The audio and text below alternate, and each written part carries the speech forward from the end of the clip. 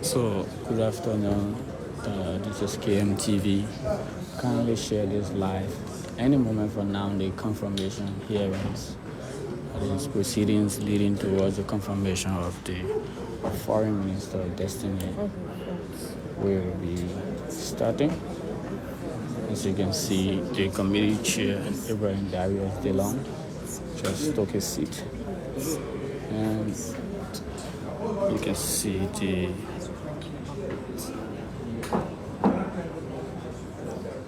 the nominee, Madam Sara Beysolow Nyanti, well attired in was Pan-African suit. Senators are arriving.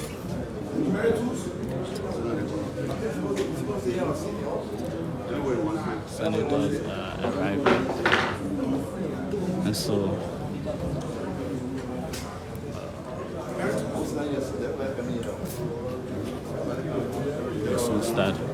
it seems to be all of the senators will be here very soon. This particular hearing is widely publicized, maybe because of the nature of the job, and some critics have raised concerns over alleged fake credentials and so forth, which will be determined by this committee. By the way, the committee is chaired by Senator Abraham Darius DeLong of Monserrado, and his co-chair is Senator Sara Joseph, same of also Monserrado County. So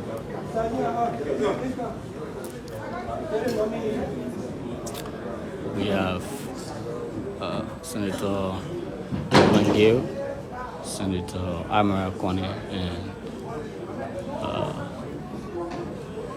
that is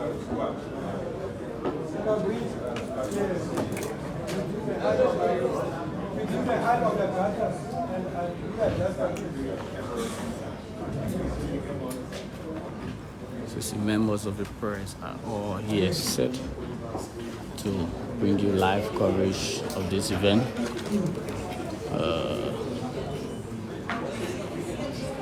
Further in the press gallery there, Nobel laureate, that is Lehman Bowie, is also here to witness this confirmation hearing. She's in a chit chat there with Senator Boycha Sebwe of Liberia County. See, some senators are already perusing documents, CVs, and a whole lot. Right behind me here is Senator Dabavapla of Kimang and Abotugbachi there from Grenku County.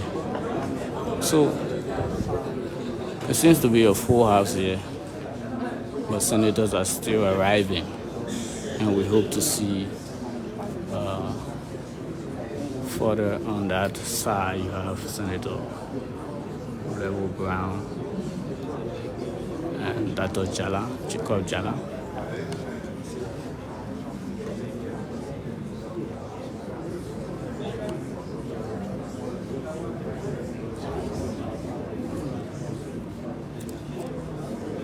The co-chair, Sara Joseph, going through some documents, attentively perusing the documents. Some former ambassadors and the entourage of Madam Beysolow are all here present. Further there you see Chris Onanunga, the owner of Cool FM and Cool TV. Madam Shoanan Kasher, a very influential media personnel, is also here in attendance, and a couple of other people here to witness this all important publicized confirmation hearings.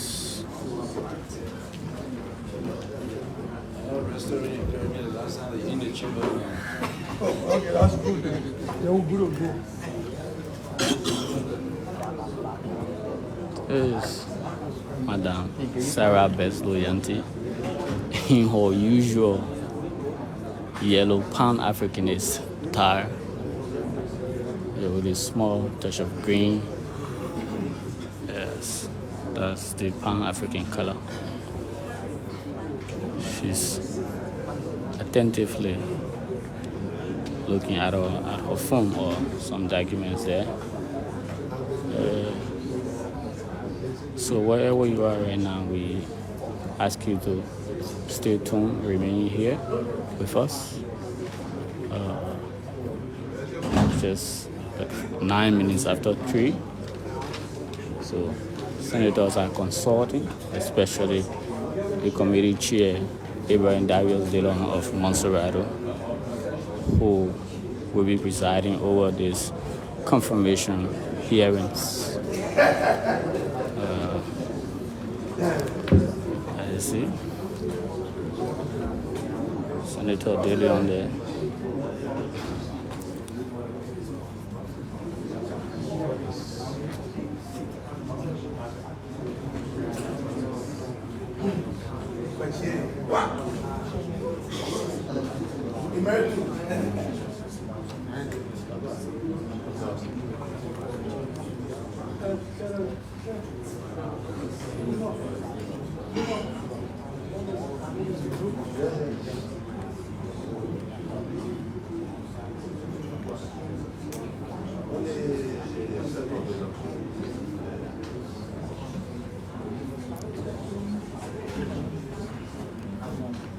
Senator Boto Kane just arrived.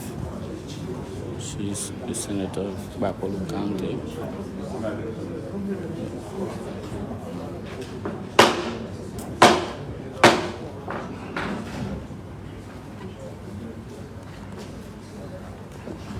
Distinguished colleagues of the Senate Committee on Foreign Affairs, Madam Nominee, distinguished colleagues of the Senate, distinguished guests, welcome to the confirmation hearing of our Foreign Minister President, Madam Sara Beysolow Nyanti. Today being Monday, 5th February 2024, at about this hour in the chamber of the Nigerian Senate. As we proceed, we will ask for opening prayer from the chaplaincy of the Nigerian Senate. Honorable Presiding, distinguished Opening Senator, prayer will be Madam Minister Designate, conducted. this afternoon we will read from the book of Psalm, chapter 23, verse 1 and 2. The Lord is my shepherd, I shall not want. He maketh me to lie down in green pastures. He restoreth my soul. This afternoon I want to share with the team, be resolved to serve. Madam Minister Designate, if you will be confirmed, I urge you to be resolved to serve. When we read Daniel chapter 1 and 2, we see Daniel was able to explain a mystery because he was resolved to serve. He refused to eat from the king's tables because he knows that when he eats from the king's table, he was not going to really deliver the good that he should deliver as a servant of God. That you will be serving our country in one of the high-profile ministry, which is the foreign ministry, if confirmed. So I urge you this afternoon to be resolved to serve. Stand and ask God to give you all the wisdom to serve. Without God, you will fail. Like George Washington said, and I quote, "It is impossible to rightly govern the world without God and the Bible." Take the Bible to be word, to be the word of God that you will always go to in wisdom and understanding to lead. That aspect of our country, the foreign minister. I pray that God will help you to do so. May you put country interest first, not personal interest. Put your countrymen and women interest first, not personal interest. Put humanity first, as you will serve. May God help you to do so. Let's pray. Father, we thank you for today. We give you the glory and honor, of God. We pray for our great men and head of our time at the gate as they have come, Lord. Give them the wisdom. Give them the understanding. Give them every necessary question, oh God, that they need to give. That God will inquire much better to do the right thing. In Jesus' name we pray. Thank you, Mr. Kaplan. So this will be the order of the proceedings today. After the opening prayers, there will be the administering of the oath to the nominee, after which there will be welcome remarks made by the chairman of this committee, the Homo Seven here. After which, before then, there will be some introduction of committee members and distinguished senators. Then the nominee will present her statement, vision statement. There will be interactive question and answer period, which each senator will have 10 minutes to engage with the nominee. You can exhaust your 10 minutes or not, and if we deem as appropriate as chair, we can extend the 10 minutes. And then there will be a conclusion, a concluding statement on behalf of the committee that will be made by the chairman. And then there will be discharge of the nominee by the serving at arms, and there will be benediction. So again, welcome to this confirmation hearing of the Foreign Affairs Minister designate. And at this point, we will take the oath of office, not oath of office, but administering the oath to the nominee by the serving at arms.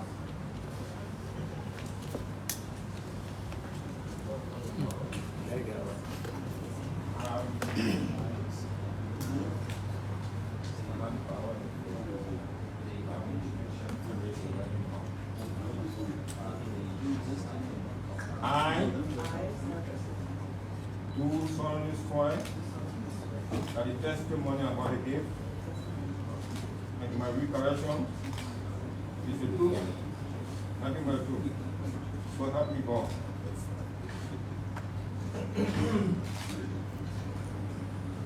Mr. Chair, I know the committee will start. Thank you. If there is no availability of seats, we will not entertain people standing up in the chamber. So you either go up in the gallery or you excuse the chamber to one purpose to call. The secretary in this chamber.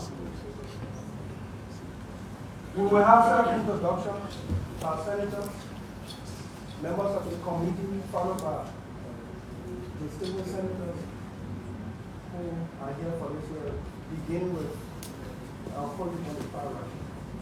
My name is Tabamabande Vapla, Senator Granke Mokanse, member of the committee. Albert Wenchia Franco, member of this committee. Madam Bodokane, representing the people of Bodokane. My name is Jonathan Borchas Sobe, representing the people of Liberia.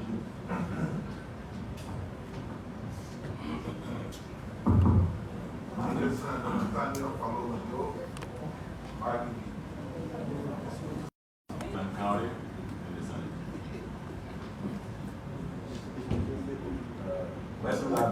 Finlay, Senator from Grand Bassa County, and also a member of Foreign Affairs. Senator Joseph Kejala, Senior Senator from Lopar County.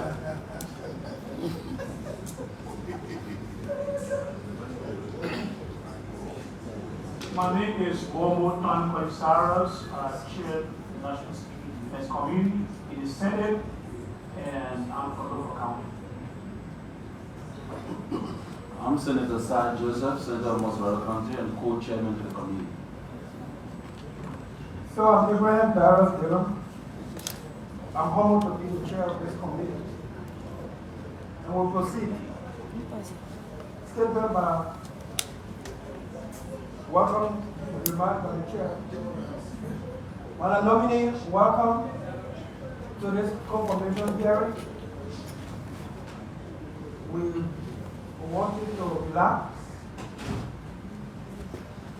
and answer the questions as best as you can to the best of your ability. From time to time, you will either ask the senator, we want your answer to be informed by the fact that you are on a host. We want you to give us your vision, your plan for the sector you are about to occupy should you be confirmed by the Senate. We know that the foreign mission and the foreign relations of our country is challenged. We are aware of that.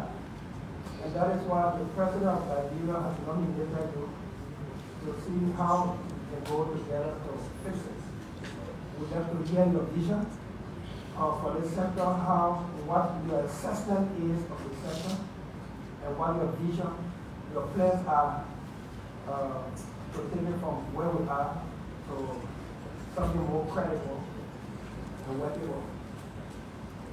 So on behalf of the committee, welcome, and let's get the job done. Before we turn over to you to present your statement, we'd like to recognize the coming of our colleagues who just joined us. And we'll give them the opportunity for self-introduction, beginning with my colleague from the community.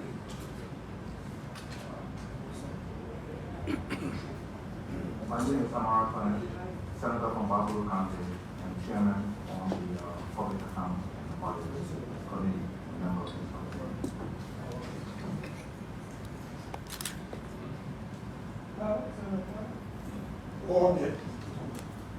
Alex Sala, Bowman County. Edwin Stowe, on the county, member of Foreign Relations Committee.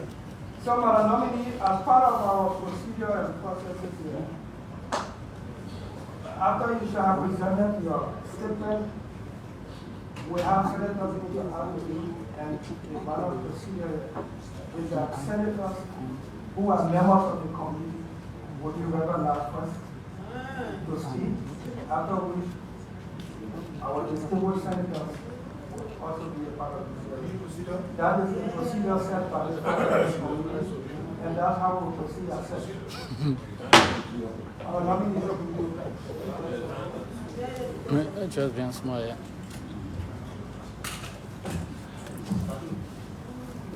Greetings, Honorable Chair and distinguished members of the Senate Foreign Affairs Committee, and to all the senators here, I greet you.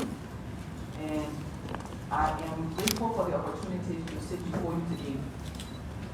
It is with profound sense of honor and humility that I sit here, deeply grateful for the trust and confidence placed in me by His Excellency Joseph N. Walker, President of the Republic of Liberia, for this significant nomination that I don't take for granted as the Minister of Foreign Affairs designate.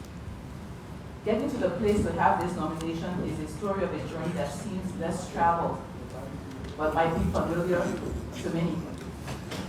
Many saw the glory of me rising to become the third Liberian ever, after Madam President Ellen Johnson Sirleaf and Winston Tubman, to serve at the level of UN Assistant Secretary General, but the first Liberian to have held the coveted triple portfolio of Deputy Special Representative of the Secretary General, UN Resident Coordinator and Head of the UN Development System, as well as a separate title of Humanitarian Coordinator. The triple portfolio, which is very rarely held, and I'm the first Liberian to hold that portfolio. That is a profile that every leader operating at the directors level in the UN only dreams of holding. Everybody wonders whether or not to be Assistant Secretary General holding the UN. And I say it's a dream because truly it's a dream. It's very hard to achieve. In every dream that I've ever had in my life, I never believed that I could even be country representative for a UN agency. Never thought it was possible. I definitely never dreamed that I could represent the Secretary General as the UN resident coordinator. But to reach the level I reached, to have that triple portfolio and Assistant Secretary General, was definitely for me the impossible made possible. The impossible dream was because of a broken pathway and very difficult beginning. My story is not one of roses. It's not one of cherries. It's one where after graduation from CWA, I went to Cuttington, I attended Cuttington, and had to go to the US. My parents were convinced that war was coming, although we didn't see it. And going to the US, I went there as a child, a young person, without status, moving from place to place, entering school, dropping out because I was pregnant. Very difficult beginnings. But I stand before you today after those difficult beginnings to say to you that I am a story of triumph out of adversity. I'm a story of what is possible for every Liberian girl. I'm a story of what is possible for every Liberian child. When I finally got status in the US at TPS, after moving to 4 different states because of not having status, I was able to complete Georgia Medical Institute, become a medical assistant, a registered medical assistant, and to be blessed to have served a doctor who decided that this Liberian girl who didn't have all that she needed, he would treat her from the ground up. And he took me under his wings and trained me as a nurse. I went to surgery with him. I did ultrasounds. I managed the patients for him. I was like a mini doctor. And with that, I was able, after becoming a single mother with 2 babies, and after having so many difficulties socially, I was able to now take care of my children. And that put me in a situation where I wanted to just do more. And I decided I would start to collect medical equipment. I would start to collect medical supplies to send to Liberia because I didn't want to be in America. I wanted to be home. And I did that. And in doing that, coming to follow one of the shipments that I sent of medical supplies to Liberia, I met Dr. Peter Coleman, who said, "You're so young and eager to come home. Everybody running for Liberia. You're running to Liberia, we have crisis." And I said, "I just want to be home. I just want to be home." And he said, "Okay, but you can work at the Ministry of Health." And I first served as a special assistant. And then there was a gap at the National AIDS Control Program because I had the clinical experience working with patients and so forth, and including STI, reproductive health, and HIV and AIDS. I was given the chance to head the AIDS program. And that was the beginning of a journey to where you find me today. In heading that AIDS program during the time of crisis, if you can remember, at that time, almost everybody was running away. Very few people stayed. And at that time, I wrote the proposal for the Global Fund for Liberia, the first ever Global Fund proposal that was funded for this country. And money was coming to Liberia when no money was coming from anywhere else. No funding was coming to Liberia. We were going to get almost $8 million for the AIDS program to get people on treatment.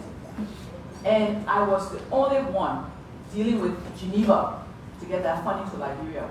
And then World Wars I, II, and III broke out. And they were looking for me, how to get the funding to Liberia. And finally they realized they could not give the money to the government after we fought so much because of our situation.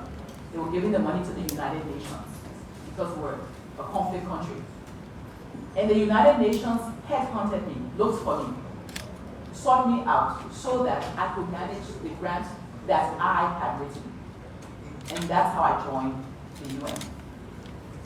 And in that crisis period, I worked along with the other teams that worked. We all worked together. I led the team, but everybody worked. And we made a name for Liberia. And I went to Germany to present on what we had achieved in conflict Liberia. And I was headhunted to go to Nepal. I was headhunted to go to Nepal temporarily to rescue their grant that was in trouble because they also were in conflict. And at that point, I realized that if I wanted to grow in the UN, I had to go back to school. Because to get an international position, in the UN, I had to have an advanced degree. Honorable Senators, the UNESCO listed schools. So I looked for, identified Andrew Jackson University, and I worked and went to school, and thanks for my husband, Sara Beysolow Nyanti, of 23 years, who helped to take care of the children while I was working and doing schooling all through the night.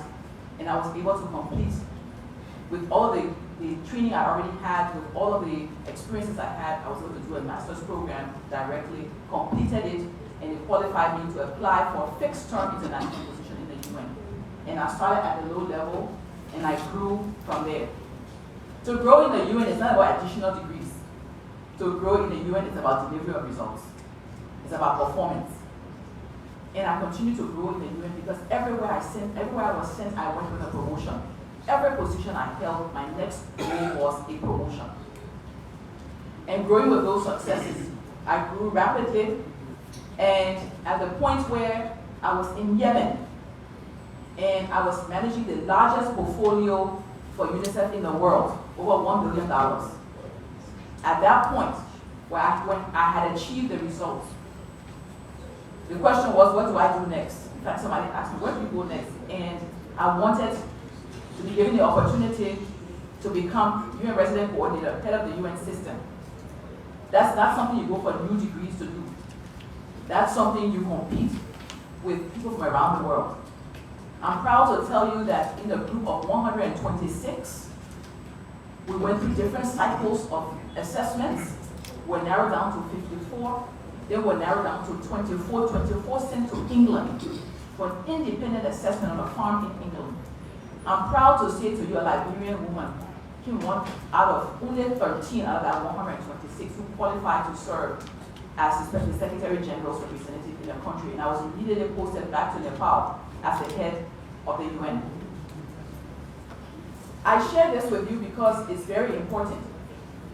Why does this journey matter for the Ministry of Foreign Affairs? Throughout my journey, it has been about the delivery of results and increasing responsibilities with every move that I made. The international community does not promote based on your tribe or who knows you.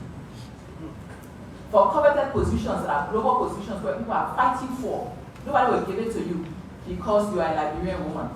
In fact, people believe you shouldn't even have it because you are a Liberian woman. I was once told in Yemen there are 5 strikes against you. You're African, you're black, you're a woman, you're a Christian, you're an imperialist. You'll never succeed. I come with the tenacity and the resilience that I've demonstrated over the years in the United Nations, serving at the highest levels, conducting development diplomacy, humanitarian diplomacy. Madam, we're going to ask the President of the Protest.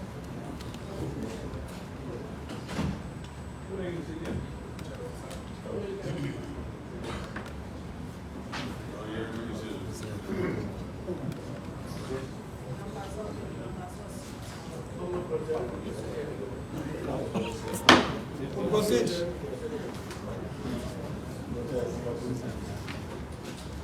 Greetings, Madam President.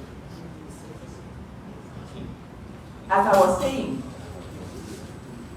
conducting development diplomacy, humanitarian diplomacy, it is not something about going to work in the morning and working on papers and signing documents.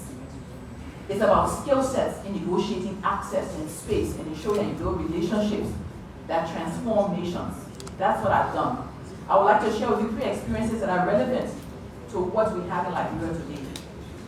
At a time where we had over $1 billion portfolio in Yemen, and about 347 million going just to one ministry, and the corruption was rife, and donors did not want to continue funding the operation.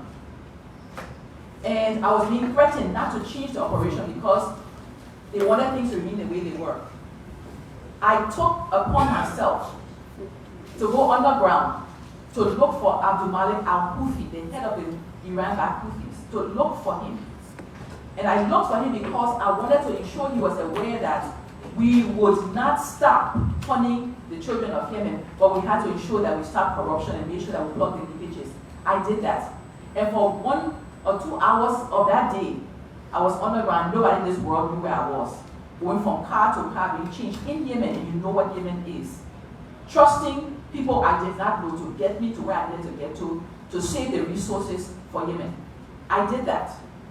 I did not meet Abdul Malik Al-Houthi, but I met Abu Makfour, his chief of staff. And in my hijab and abaya, I said to him, I've taken this risk because I want to ensure that the children of Yemen, the resources that are coming in here from the donors, that they're used with accountability and transparency.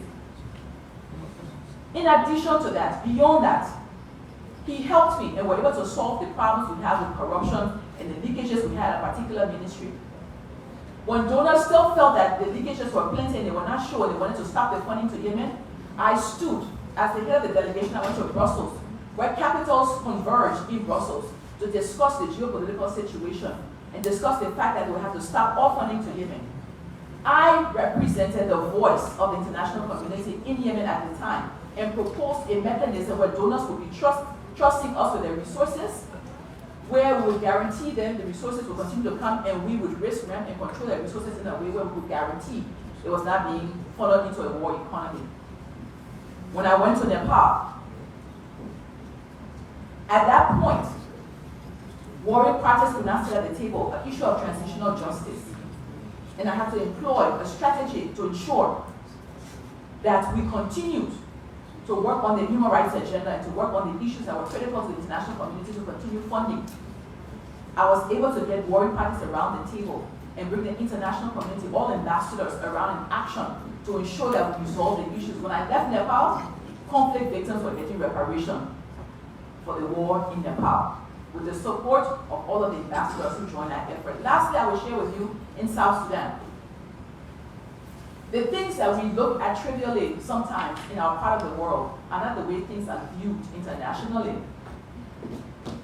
When you are the head of an international entity, and upon assumption of your duties, you are told that the person who's responsible for humanitarian operation, that you're responsible for, your counterpart, has been accused of abuse of humanitarian workers, has been accused of beating his wife publicly, and embassies have stopped having females dealing with him, and you have funding that's being held up because of him. I implemented and initiated humanitarian diplomacy action, bringing all ambassadors together, co-chaired by the Dutch, subsequently co-chaired by the United States, working with the US State Department, with the White House, with the African ambassadors, with the AU, making sure that we work on a geopolitical, transnational issue.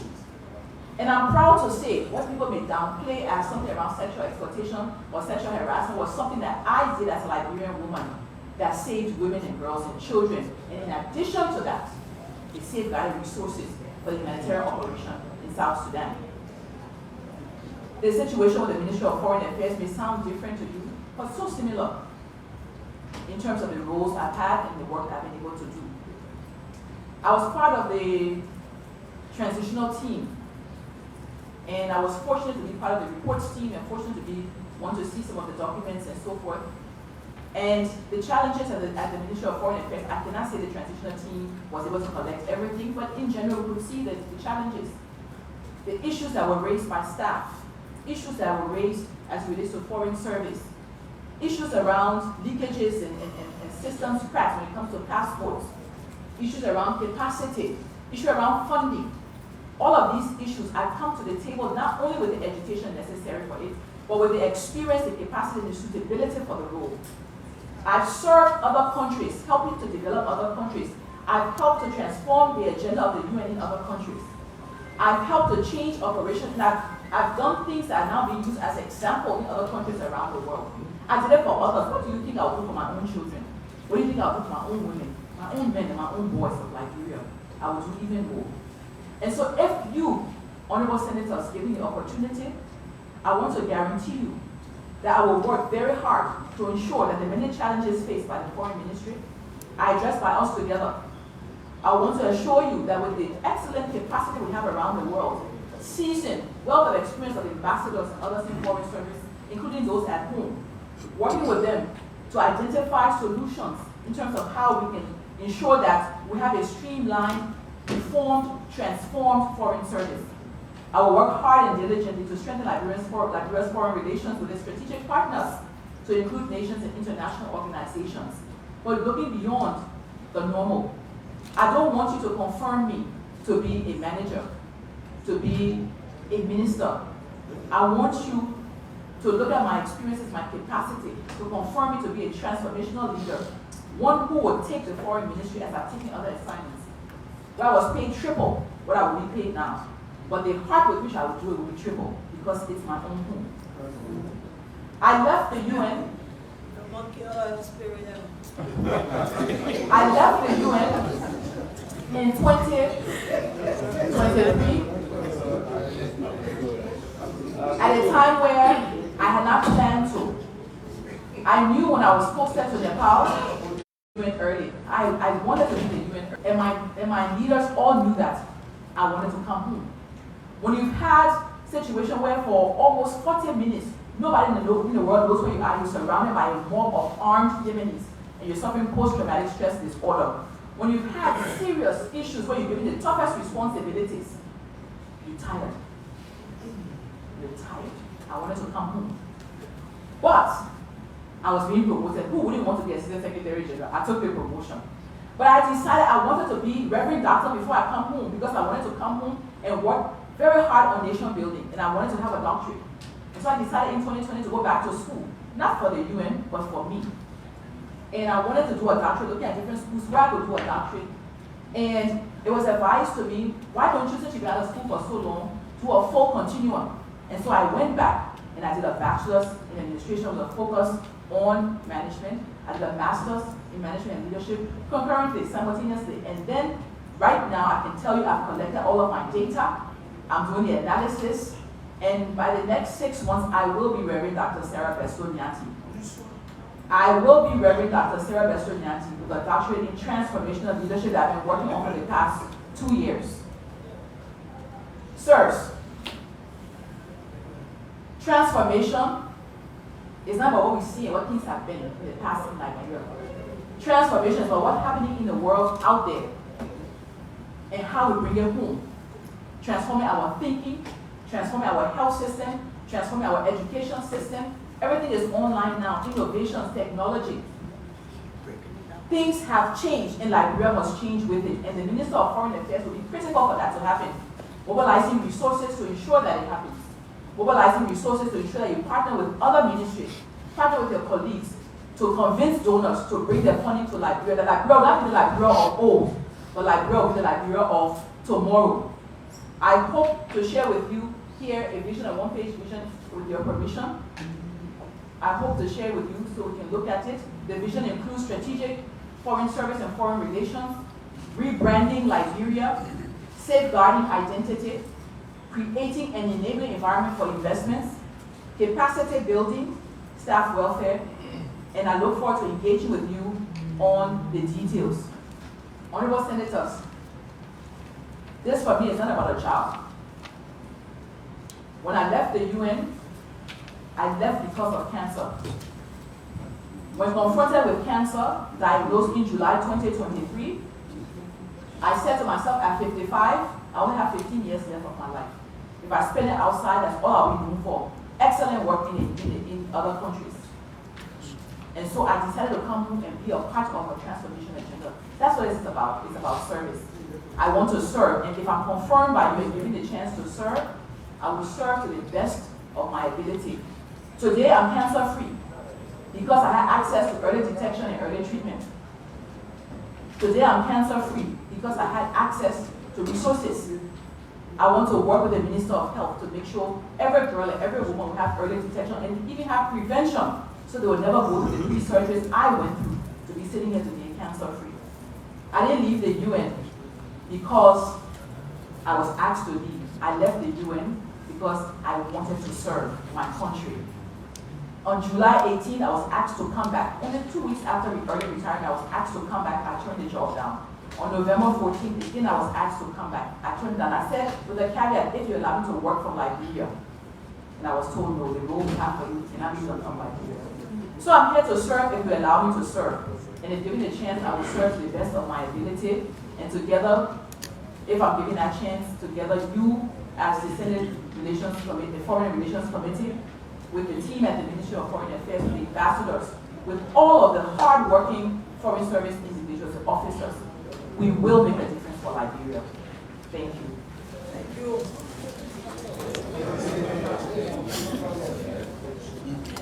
Okay, so that's Sara Beysolow Nyanti. Thank you for allowing me. We deliberately allow you to flow. Normally we attach time to the presentation, but we deliberately allow you to flow uninterrupted, save for when the program have entered. At this point, having listened to your presentation, we'll open the floor to senators to interact with you. Each senator will have 10 minutes. The chair will determine whether they can go beyond 10 minutes. When you address the senator, it's a senator or honorable senator or senator, so that will be on the same side. So, and the program is here, so you address the program as well. At this point, we open this to question and answer, but as we lay the ground rule, the members of the committee will proceed first. We'll give them our procedure, and then we'll respectfully open up to our distinguished colleagues from the Senate. And members of the committee, Senator Abbott Chin. Wow. I'm going to nominate. I think they'll go first because I'm noted for asking socket. So I want to be relaxed. Sara Beysolow Nyanti, former UN Assistant Secretary General, first Liberian to hold triple portfolio in the UN system. United Nations before. United Nations, UNICEF, Yemen, UNICEF, Gambia, and so forth. It is said that when Liberians rise up to this position, they don't go back. Our fellow Liberians were given the opportunity to serve in the system. That is, as we move up, we call other Liberians. So we have all these portfolios. Can you tell us how many Liberians had the opportunity, that you gave the opportunity to work in the system you were working in? Please just manage the time out. 3 questions to ask, that's the first.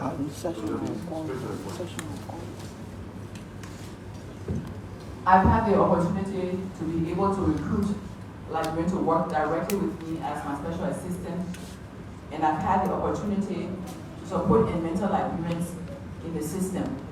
I've also had the opportunity to take Liberians, women, to South Sudan, to be able to promote them and to profile them in terms of their experiences here in Liberia. I have never participated in any action in terms of recruitment that was targeted at giving a Liberian a job, because that's not what the UN system is like. But I have supported Liberians, recruited Liberians where it was applicable, and supported Liberians in terms of promoting Liberian women.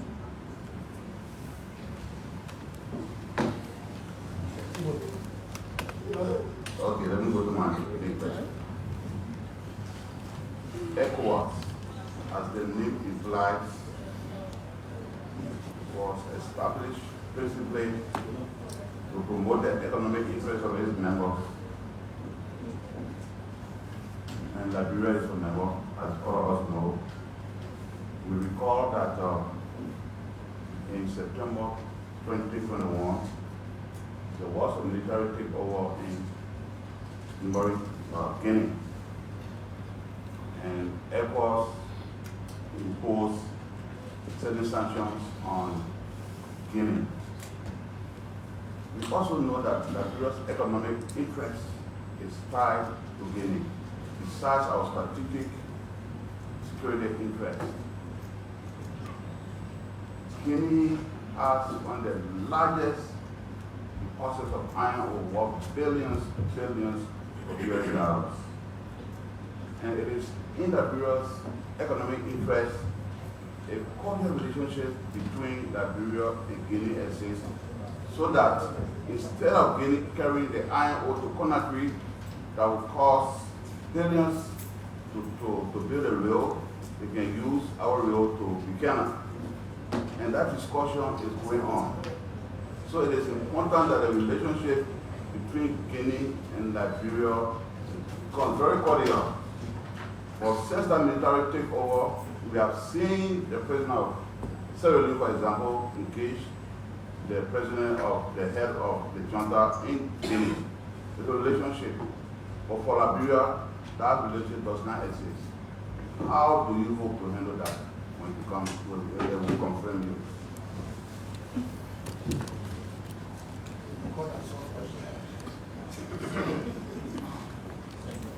Honorable Senator, thank you for the question.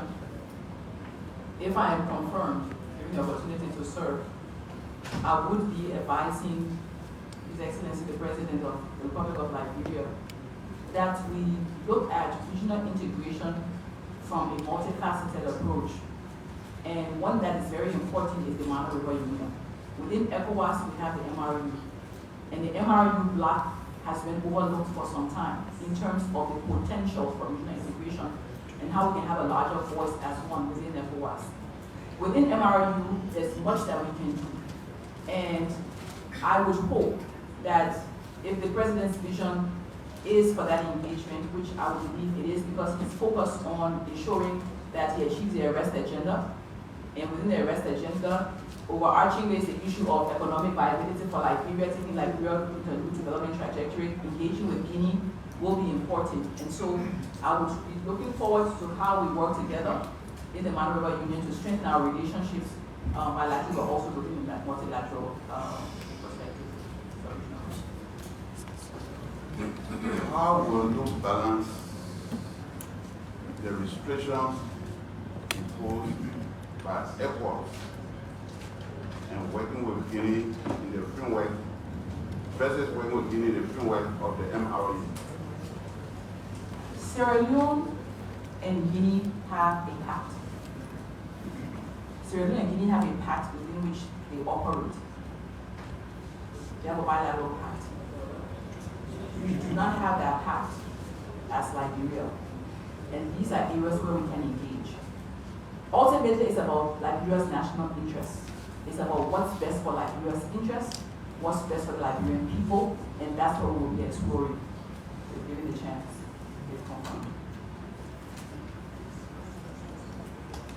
Last question is on the non-aligned movement. The non-aligned movement was founded in 1961 to advance the interests of developing countries, including the respect for sovereignty, equality, territorial integrity of all states, and so forth.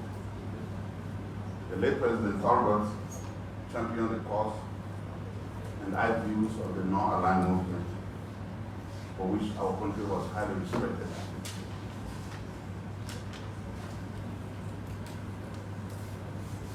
Though you are not foreign minister yet, let me ask you, is Liberia still a member of the non-aligned movement?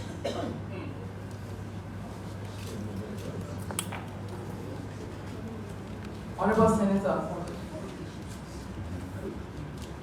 Liberia finds herself in a situation where we have changing global dynamics. Things continue to evolve. Liberia has traditional allies, but Liberia is also making new friends. And those friendships are based on the interests of the Liberian people. Liberia is aligned with the Liberian people. And where Liberia will find means to develop this country, we will engage. Under my leadership, if I'm confirmed, we will engage in a way where we will have access to healthcare for our people, access to education, fulfill their rights. It's about Liberia and how Liberians can advance. So, that is, you will encourage President Joseph Nwabaka to subscribe to the ideas of and implementation of the outreach of the non-aligned movement? I would encourage, Honorable Senator, I would encourage President Joseph Dumas Bota to engage in a way where we might identify a new movement, the Liberia First movement, the one that puts Liberia at the forefront. I would encourage him to engage in a way where we are respectful to our traditional allies, we deepen those relationships, but we forge new ones, seeking the interest of Liberian people. What do you mean by traditional ally? There are allies we have had from the time of our existence, and human since then. We've had allies like the United States, we have traditional allies like many of the countries in the West, but there are so many that are not traditional allies to us. The ones that we don't even have strong relationships with or have not even engaged yet. And so, looking at the current global context with yourselves as the committee of this great Senate, and under the vision of His Excellency, Mr. President, we will be looking at where Liberia needs to start engaging, where Liberia needs to deeply engage, and where Liberia needs to disengage. That will be an exploration exercise that we will do together. Thank you. We will go to Senator James Barney of Maryland County. Then from there, Senator Amara Connor of Buffalo County. Thank you, Mr. Chairman. Madam Nominee, it's a pleasure to have 1 minute, Senator Barney. Media folks, you please come down. Let the nominee have contact with the senator. Thank you. Senator Barney, go ahead. Thank you, Mr. Chairman. Madam Nominee, you are aware of the ongoing conflict between the Palestinians and Israelis. Liberia supported Israel having its own country, existing as a nation, in other words. And ever since then, the Palestinians have not had a country to be referred to as a nation. Will you advise the president in a situation as it is now where they are seeking to have their own country, for Liberia people, for the Palestinians to have their own country?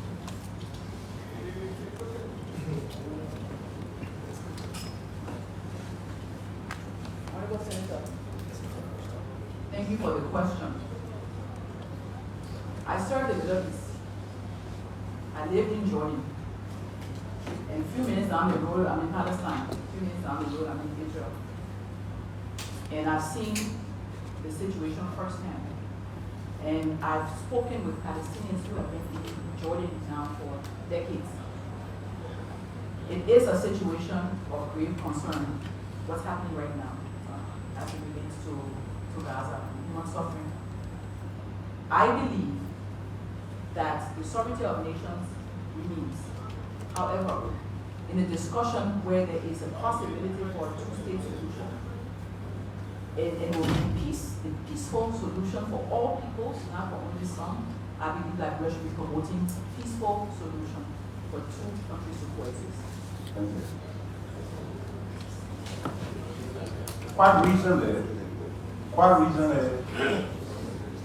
almost the entire world called for ceasefire between Hamas in the Palestinian controlled area and the Israelis on the other hand. The Americans did not support ceasefire. The Europeans abstained. African nations supported ceasefire, except Liberia. And as a result of the conflict continuing, thousands, not hundreds, thousands of innocent people lost their lives. Will you advise, if the opportunity exists again, that Liberia votes for ceasefire? Thank you, Honorable Senator. I would advise, as best as possible, Liberia being the oldest republic on the continent of Africa, should stand as an African nation. I believe Liberia, being a leader in Africa in the past, one who actually hosted a conversation about starting the OAU here in Liberia. One who's a signatory to the African Union. We have to take our place as Africans, and we have to look at how we support Africa to maximize her potential. This is the continent where all the wealth exists. If we stand together, the more we'll get out of this continent. And so Liberia should stand with Africa. I consider that to mean if the African countries are supportive of ceasefire and let's support that. Is that what you said? Yes, that's what I'm saying. And I'm also saying further to that is the strength of Africa lies in Africans. And the African Union will only be as strong as we allow it to be. And we as the oldest republic should be seen as leaders in this regard. Thank you. Quite recently, the Chinese sponsored a resolution at the United Nations, which the Chinese referred to as a resolution that would promote human rights. Many Western countries did not subscribe to that, believing that Chinese are not doing much in their own country as far as human rights are concerned. However, the entire African continent supported the resolution, with the exception of Swaziland in the middle of South Africa, and Liberia. Specifically, all the countries in West Africa supported the resolution. Liberia did not. And according to the Minister of Foreign Affairs, Liberia was standing with its traditional ally. You mentioned traditional ally. If we are confronted with similar situation and our traditional ally or allies are standing opposite of a position that Africans take, where would you advise moving forward? We are Africans, Honorable Senator. And if the African Union has one position, Liberia should be part of that one position of the African Union. We're Africans. Thank you. All right. My next question has to do with the war in Ukraine. Currently, there seems to be no end to the war in Ukraine because it's like diplomacy is not having its own impact on the war. A few days ago, NATO nations approved $50 billion in aid, mostly military aid, which in my opinion signifies a potential expansion of the war. And African countries have been concerned about ceasefire. Western countries believe that the Russians are encroaching on the sovereignty of Ukraine. Russia is saying when we try to establish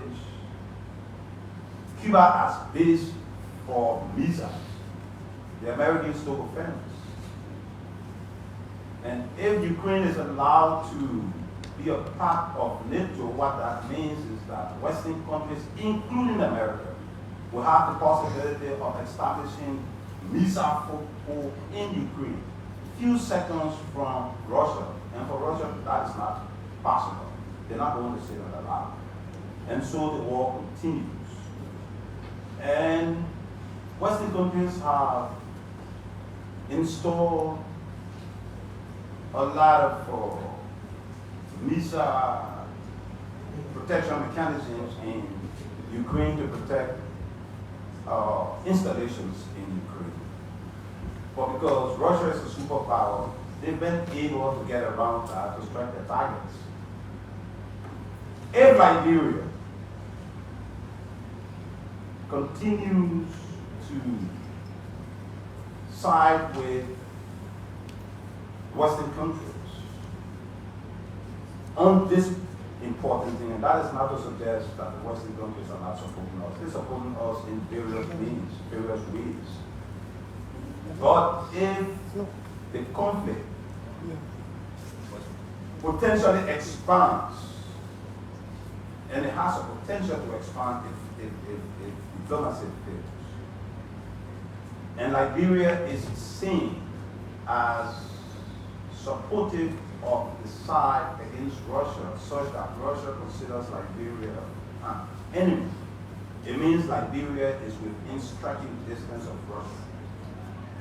And so a lot of Liberians believe that is too much of big boss fight, and Liberia should play a neutral role. Do you agree with that? Firstly, thank you, Honorable Senator. And firstly, I would like to say that the war with Russia and Ukraine should remind Liberia that we don't have time to waste. Because the war with Russia and Ukraine has demonstrated that you can go hungry. People can die of hunger within months, if not taken care, because we don't have the systems that are resilient enough to be able to ensure that our food balance sheet is sufficient and has the reserves to be able to feed our people in difficulties. I'd just like to register that in terms of what these wars mean to us as Liberians and why we should be really concerned about them. Also, at the end of the day, we should spend our time focused on how we make sure that we are resilient, that we are protected, that our national security is prioritized, and that we fund all of the systems necessary to protect Liberia in the wake of others fighting. I believe very strongly, and of course it's the decision of the President of the Republic of Liberia, being only an advisor to him, I'll be advising him that we should be careful not to get involved in things that will distract us from focusing on the interests of our people. We should be focused on how we develop Liberia. We should be focused on how we make ourselves resilient. And we should be also seen as leaders, not only seen as leaders, but become the leaders in speaking for peace. Sovereignty is very important. We are a sovereign nation, and we don't want our sovereignty imposed on us. We don't want it abused. At the same time, we should be voices for sovereignty, but I think we should remain focused on developing Liberia. Thank you. I can't agree with you anymore. Before I go to my last question, I want to say when Liberia did not vote for the Chinese human rights resolution at the United Nations, it impacted our country. I was chairman of the Foreign Relations Committee. The overhead bridge project came to a complete standstill because we didn't benefit from that. The road project between 12th Street and Ghanarsville also came to a halt. And so I admire the fact that you are more concerned with what brings benefit to Liberia. My last question to you has to do with sanctions. You are aware that our traditional ally, the American, sanctioned some officials of government. And it was saying this is a pattern that will follow. Most likely in this administration, if the Americans perceive some officials to be violative of established civilized norms, especially those ones that affect the people of our country. And so they may continue to follow that trend. As Minister of Foreign Affairs, if you are confronted, and the Americans have information about people to consider to be corrupt or to be violative of our rules such that they come up with sanctions, will you, as minister, advise the president to request from the Americans what they have or they would have as evidence to sanction Liberians, or the fact that it is from our traditional allies? Once they come up with it verbally, will be sufficient reason for us to act. What would you advise? That's my answer. Thank you, Honorable Senator. It's important to note that one of the biggest problems we have faced as Liberia is corruption. It's a problem that is eating away at our very existence.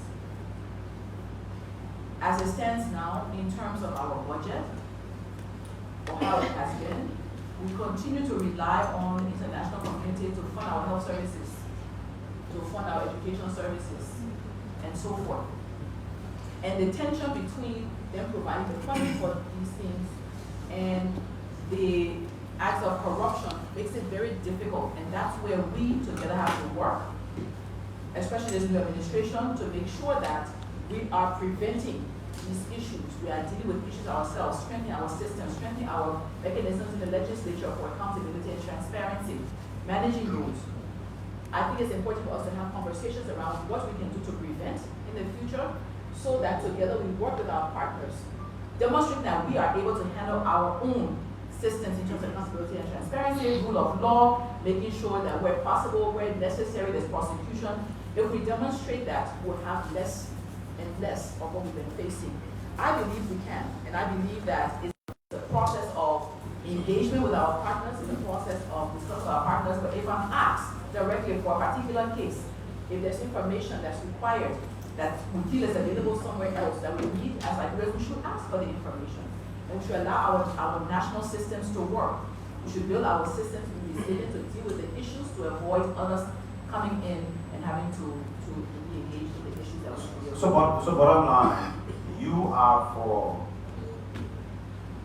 providing information leading to sanctions from our international partners. No, that's not what I was saying. I was talking to the reverse. I understood you to say if they have information, if we would ask for it. And I'm saying, yes, our systems should be strengthened so that we won't even get to that point. No, you didn't get the question. Okay. Please clarify. They will come up with sanctions based on their own investigation. And we are expected as a government to act. My question is, in your position, if you are confirmed, would you advise the president for us to access that information before we act? Or it is sufficient once they come up with it, we must act? That's my question. Thank you for clarifying. I will advise the president for us to seek the information, to have the information, to understand what it is. Thank you. Thank you. Arrest. Thank you, Senator Barney. You went well beyond your 10 minutes, but the chairman was using his discretion. Champion. We will go to Senator Amara Corner, then Senator Breson Garcine, then Senator Snow in our order. Thank you, Mr. Chairman. Madam Nominee, thank you for your opening remarks. I was really touched by them. And your story is the story of the Liberian community. It's the story of so many immigrants who go abroad in search of opportunities. And we have to go through all kinds of challenges in order to make it. And I'm glad that you didn't give up. I admire your resilience. I'm familiar with your work in Yemen when I served as the director of the World Bank Fragile State Unit at Global Hub in Nairobi. At the time, the Yemenis were going through their crisis. I had to work with my team to program $200 million that we could not deploy because we couldn't go there. But the World Bank policy of remaining engaged required us to deploy the money. And the board approved that we should do so through UNICEF. And I learned later that you put that program together. So I have no doubt in your competence. I have a few questions for you. I want to look inward because my colleague, Senator James Barney, has asked all of the questions that I want to compliment you. You are, if confirmed, going to be inheriting a troubled agency or ministry. It is a ministry that needs leadership at home and also leadership for our foreign missions abroad, some of whom are currently operating without lead in countries that have winter. Some of our staff abroad have been evicted from their homes, from their apartments, because of the lack of payment. Domestically, we keep hearing about the abuse of our diplomatic passports. My question to you is, have you had time to really look at the culture and the politics of this troubled institution you are inheriting? I have no doubt in the structural competency which you have shared with us. But I want to hear from you a little bit about what do you know about the Ministry of Foreign Affairs, culture, and politics? Thank you, Senator. And please allow me to just make a comment on your opening statement because it touched me. That was a very, very critical time of my life where I was given 3 days to leave from the Gambia. I was head of USF to leave in Jordan to set up a system from scratch to pay cash benefiting 9 million people. And to know that Liberia was on the other end, part of the money that we received for me to do that work became something you were involved with that I'm proud of. So just wanted to mention that. The issue of the ministry, the challenges of the ministry, we have some information that we obtained during the transition process, data gathering and so forth, but it's insufficient. The information is insufficient to conclusively state here today that I know everything about the ministry. I will have to go into the ministry, work with the senior leaders, work with the ambassadors, engage all of them to get a deeper understanding of the issues in order to be able to come back to be engaged with you all as well. Many of you here have even more information than I do. You have more experience than I do as it relates to the culture of the ministry. And together, all of us, I will be coming back to you with finding and discussing with you proposed solutions so that together we can support each other for those reforms. If I can just touch specifically on the issue of evictions and the issue of funding to foreign services, one of the things that came up very loudly, and it's one of the things I've seen also as I travel where there are Liberian missions. We have to work in a way where those who are placed out there to represent the country are supported. They need to be given the support because they are the face of Liberia in those countries. They cannot be the ones who are out there begging for food or begging for money or begging for heat. It's very difficult. And I believe with the Minister of Foreign and with the Minister of Finance and with the blessing of the President, we can look for new ways in which we can have advanced funding, quarterly allotments, ensuring that missions don't have to struggle for resources. But it also requires for me to do a lot of work to raise funding as well for things that have to do with capacity building and so forth, so that we streamline the ministry in a way, we streamline the foreign service in a way where we are efficient, we're strategic, and we're funding what is necessary.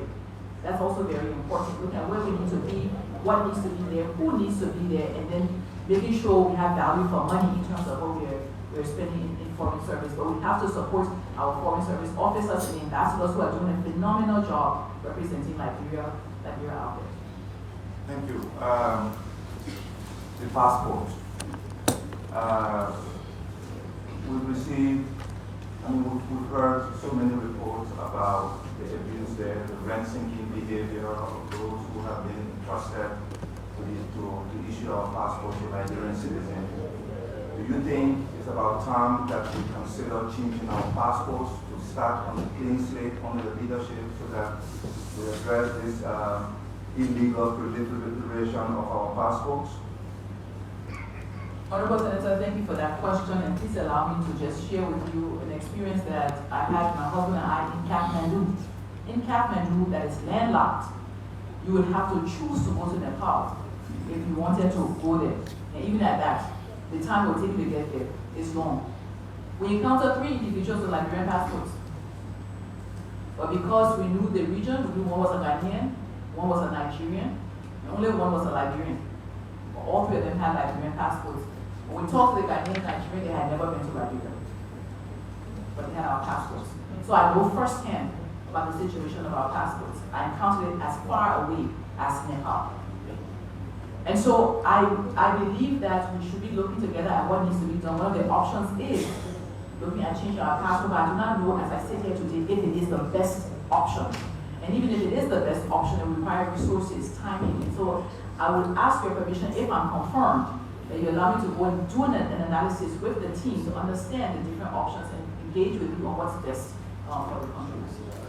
Thank you. I want to go regional and sub-regional, Mount River Union, 4 countries, Cote d'Ivoire, Nigeria, Guinea, and Sierra Leone, combined population of around, 24 million, and from our GDP of 80 billion. Our economy is the smallest economy in that economic block, sub-regional block, but the most constraining in terms of border crossing. From the Mano River Bridge crossing point with Sierra Leone to the San Pedro crossing point in Maryland with Cote d'Ivoire, we have close to 100 checkpoints across the country. Now, this is domestic, but it's constraining our ability to trade with our neighbors that are closer to us, that give us the opportunity to expand our economic possibility frontier so that we can expand our economy given the size of our population. How are you going to work with the other three countries, leveraging the success of the economic program in the infrastructure sector with the Transco, CLSG, Cote d'Ivoire, Liberia, Sierra Leone, Guinea, electricity transmission line, in a way that the lines not just passing over these villages and towns from Limba into Bassa, into Magidi, Montserrat, Bomi, Cape Mount, into Sierra Leone, but to attract sub-regional investment to come here and work with Liberians in a way that we can begin now to create local processing facilities in these counties to add value to our product. I think the Ministry of Foreign Affairs can play a role in that. Do you have any plan of making that an issue in the Mano River Union to resuscitate it along the original vision of President Siaka Stevens of Sierra Leone, President Tolbert of Liberia, and President Secretary of Guinea? Thank you for the question. The hand that I gave you, which is a very succinct, summarized version of the vision, talks about the need for strategic foreign service and foreign relations, and within that, looking at regional integration. The number of checkpoints we have between our countries, to go from one to the next, is just not tenable in terms of our women who just trade, just simple trade.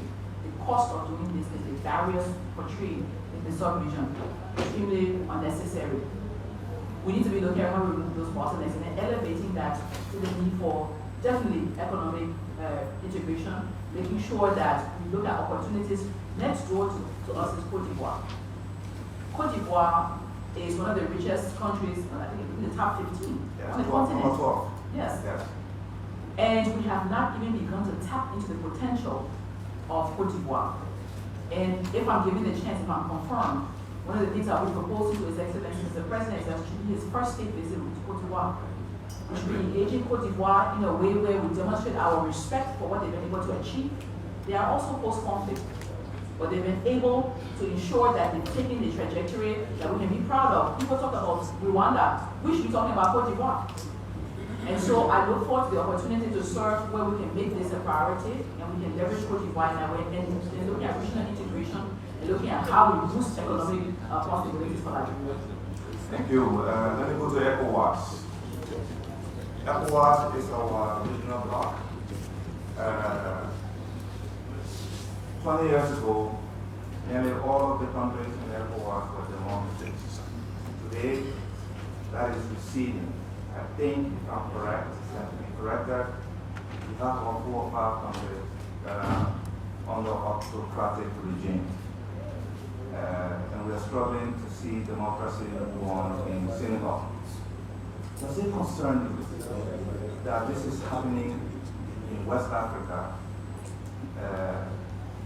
at a time when we here in Liberia are making progress with our fragile democracy in terms of whether what is happening in Guinea, in Burkina, in Mali, in Niger, somehow happened here? And if so, what can foreign ministry do under your leadership to ensure that the issue of human rights, rule of law, which cannot be directly under your purview, but are respected here at home to prevent something like that from happening? Honorable Senator, one of the things that gave me greatest joy in the last months and gave me such pride to be a Liberian was our peaceful handover of power, our peaceful transition. I wept because of that pride and joy. I initiated something called Protect the Votes. I lobbied for Protect the Votes because I wanted to contribute meaningfully to our peace. And that's something we have that we can leverage as Liberians for our strategic positioning. That's something we have that we can use as an example in this sub-region. We just lost Burkina Faso, Niger, and Mali in ECOWAS. That should concern everyone. And I think this is a perfect opportunity for a statesman like our president, President Boyka, to be able to engage with leaders in the remaining countries of ECOWAS, even engage with those who've left. It's not impossible that they will come back. And I believe it's very important for us to use our recent peace to demonstrate to West Africa that it is possible, that we are pushing for peace, and peace is the only way. And for Liberia, who has been known for being a country of war and hate and chaos, for us to rise up in this period to demonstrate that we can seek peace, peace should be our mantra. Building on what former President George Weah did, and building on how he and President Boyka engaged to take us to where we are today, we should leverage them and Madam Sirleaf and ensure that we regain our position in ECOWAS, seeking peace and demonstrating that peace is possible, especially when it comes from a country like Liberia where we have such a tumultuous history. Thank you. The African Union, the continental organization that was really founded here at home in Sanford. There are two questions there. One, do you believe that it should be the policy of this administration, the Walker administration, to pursue aggressively the UNESCO Heritage City status for Sanford, for the Sanford Nimba County, where President Nkrumah, President Toure, and President Tubman signed the charter of the Organization of African Unity in that city, so that we can attract resources to transform it into a city that could potentially host AU meetings and maybe have some of the AU sub-organizations based there in order to create opportunities for our people. That's number one. I think it's about time. I want to know your view on that. My second question is, President Boyka should be heading to the AU summit, I believe, in the next few weeks or so. What message is he taking to the EU as Liberia's policy in that continental body? And what plans are there to settle our arrears there before we face embarrassment?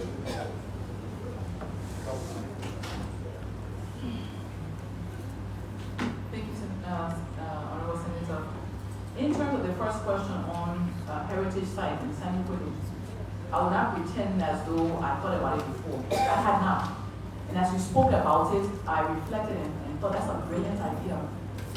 And it's something that we should champion, because I keep making reference to the fact that those meetings were held here, but we've done nothing to memorialize that and to take credit and ownership for that. We did not rush ahead to be intentional and take credit and ownership for the return of African Americans in Ghana took that and were left behind. We have to be intentional. We have to recognize where we have excelled, where we have done well, and leverage it for the growth and prosperity of Liberia. So yes, I do think it's a brilliant idea. In addition to that, we'll be Providence Island and moving forward with that agenda for making the UNESCO heritage site. I know there's some conditions in relation to the road, to the bridge, and so forth, and those things will be discussed with several committees within the legislature and other ministries as well. But I believe we should be pushing that agenda. For the payments due, it's about 800,000 to the African Union in order for us to have speaking rights. Imagine the oldest republic on the continent cannot speak. We don't have a voice at the African Union because we have to do so. That is something that's being prioritized so that when President Boyka goes to the African Union, he can be able to engage out. I am given the chance to serve, if I'm confirmed by you. That's something that I'll be prioritizing, making sure that we reposition Liberia in our recent peace and our recent decision as a people that would not go back to war, and to be an example of what it can be. And so using that opportunity to engage and looking for opportunities to also share our experiences as well. Other countries can learn from Liberia, making Liberia a model for democracy in this century. Thank you for that. I got two more questions. I'm going outside of Africa now. The United States is our oldest traditional partner. There seems to be no clear strategic. Senator Amara Connor is proceeding beyond his 10 minutes at the discretion of the chair. Proceed. Thank you. Thank you, sir. I appreciate that. Thank you. Madam Nominee, the U.S. is our oldest partner, and we know that that partnership, really the strategic thing that drove that was the Cold War at some point, and the Cold War ended. We got into a messy war, and later on they came back and together with ECOWAS helped us to restore peace. But I think that relationship now is a big brother, small brother type of relationship. I think we need to change that. I think we need a new strategic direction of the relationship between the United States and Liberia. And will you care to let me, to tell us really in your rebranding how you're going to handle that, so that we can change the mindset from Liberia being America's stepchild. You talk about sovereignty, and I think this is how we can demonstrate that, so that there's accountability in the relationship. And I think one example is the MCC, where you deliver, you get, versus hand out. And we thank them for what they're doing. The European Union is also an important partner, China. Do you mind telling us how you're going to navigate, in addition to what Senator Bani put out there, on the development side, on the bilateral side, the relationship between Liberia, the US, China, the European Union, and so on and so forth? Thank you for the question, Senator. The United States of America is the United States of America, arguably the greatest country in the world. And I think we as Liberians are fortunate to have the special relationships we have with the United States. And I shared earlier that I know that the United States, the EU, and some traditional allies have invested so much in basic social services that if it had not, those systems would have collapsed. And we should be grateful for that. But I think we should want those relationships to be transformed to relationships of sisterly relationships, siblings relationship, where it's not parent and child, but we are standing side by side. And that's why the SDGs are so important, Sustainable Development Goals. The SDGs say that no one country has achieved it all. Every country has needs, every country has development needs, and I think we should have relationships that are mutually beneficial. Relationships where we help each other. It's not just about receiving handouts. Handouts will never develop like Europe. Foreign direct investment, the private sector is what's required, and working with these countries to ensure that we create the enabling environment for foreign direct investment is the way to go. And we'll only do that when we demonstrate our readiness to create that enabling environment by opening up opportunities for people to come to Liberia, removing some of the visa restrictions, ensuring that we have some countries that don't need visa or some that get visa on arrival. We would never boost tourism. We would never have that tourism sector reach its potential if we don't create that enabling environment. So I believe working with the US, the EU, China, other countries, this is an opportunity for us to stand up and say, we are ready to be partners. We want to be partners, we don't want to be beggars.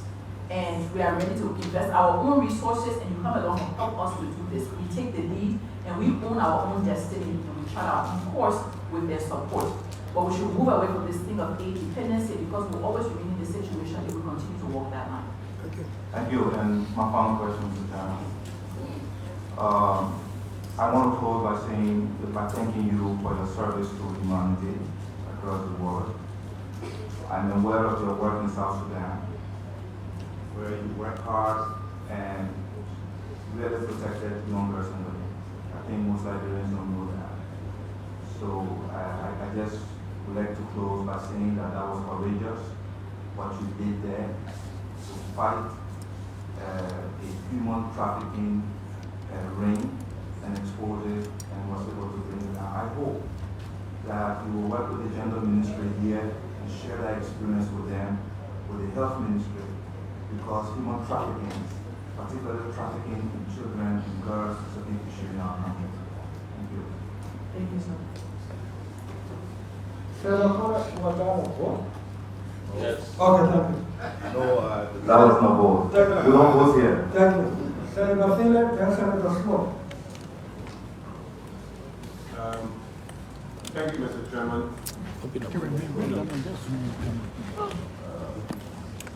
Nominee, well, thank you for showing up. And Mr. Chairman, I respectfully submit no questions.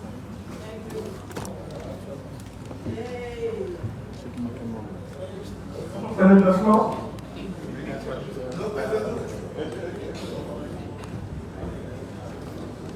Thank you, Mr.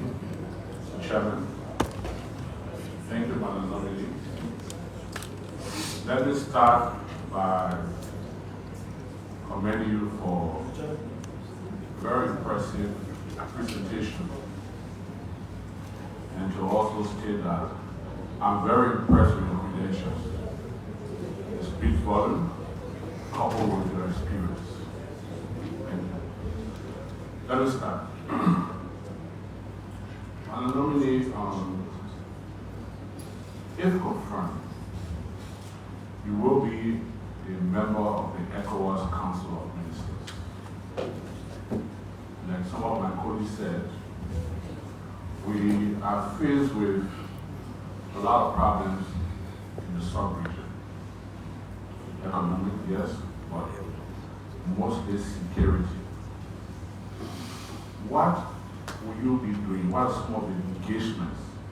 Because if confirmed, you will be the third female foreign minister in the region, Cote d'Ivoire, Ghana, and then if you are confirmed, joined by you, you will be joining them.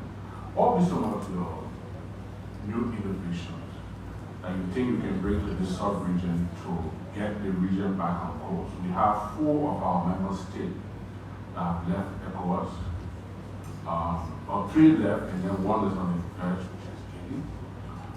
You think there are any new things you can encourage His Excellency to do, starting with the Manu River Union, with Guinea, and then going into Mali, Burkina Faso, and Niger?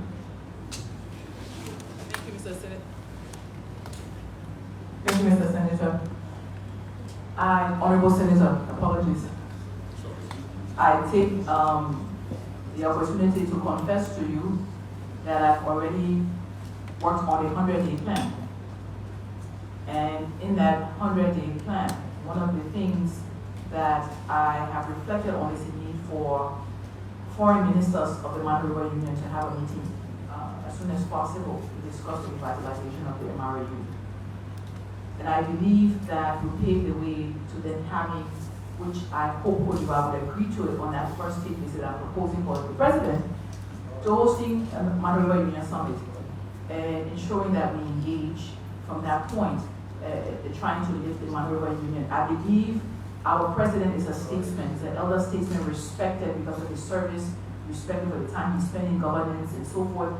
And I believe that with the countries that have left, there's room for him to engage.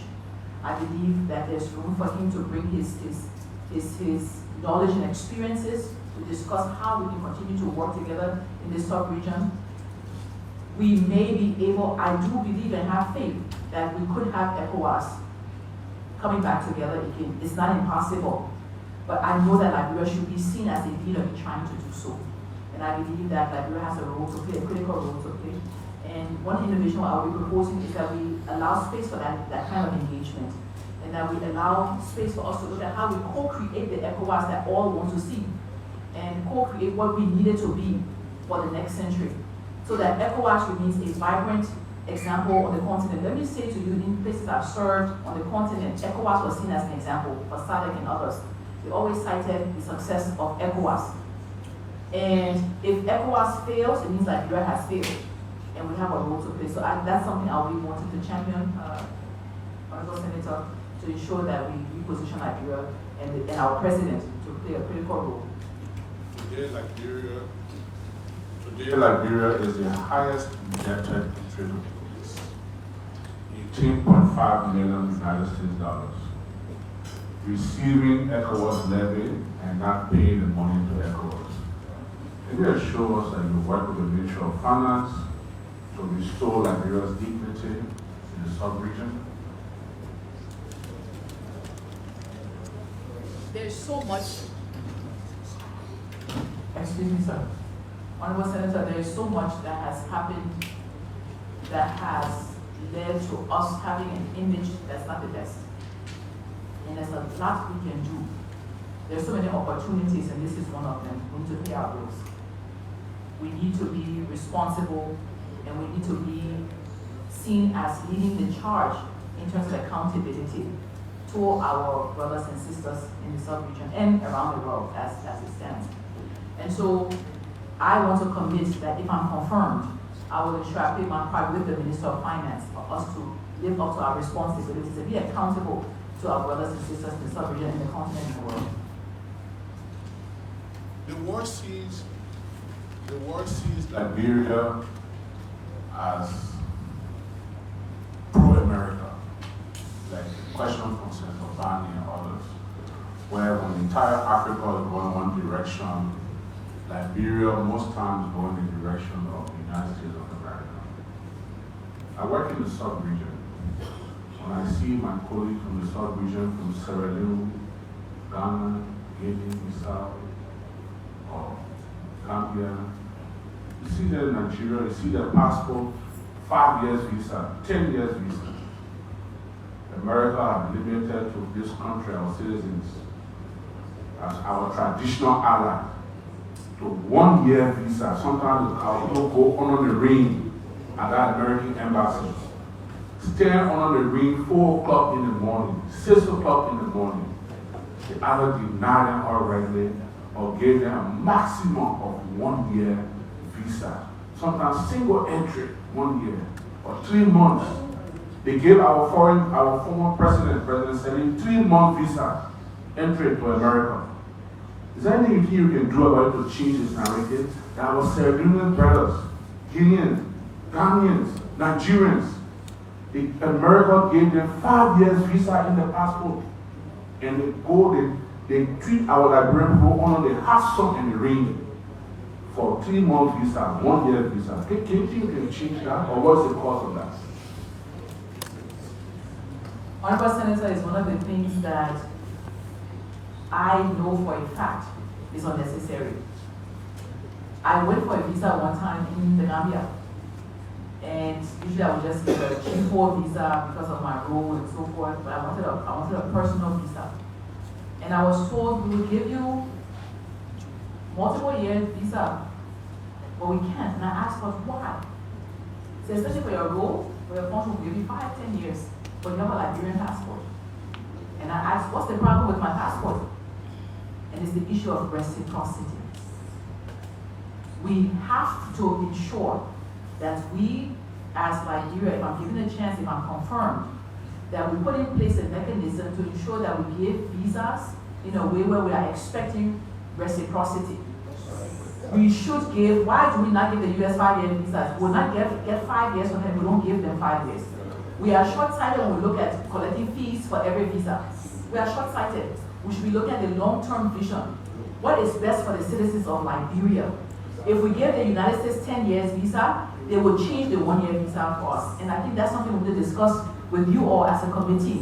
What are we willing to give in order for us to get? We have to work from that reciprocal perspective, making sure that we have the best interest of Liberians. Every time suffering Liberians go for a visa, it's $100 and something US. They can buy plenty, at least 8 bags of rice. It's not right, it's not fair, and we can do something about it. And so that's something I commit to. If I'm given a chance to serve, if you confirm me, I will work on that as soon as possible. It's very important for tourism as well. It's important for job creation, where we reduce the burden on the average Liberian.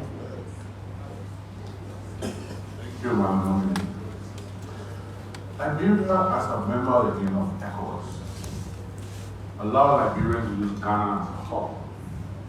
For years now, we don't have an ambassador in Ghana. We don't have an ambassador in Senegal. The embassies are hoping that some of our ambassadors have been thrown up for rent. They are not paid. I see one of the struggling ambassadors, let me be a bit personal with this, that I have some contact in Nigeria. I've represented this country for years, and there are times you go to the Liberian embassy in Nigeria, Abuja, they have cut the water and lights. You have to go to hotels or other homes to work on his computer to represent Nigeria. Can you assure us, it's just a sentence, that as Minister of Foreign Affairs, you will change the narrative and rebrand this country?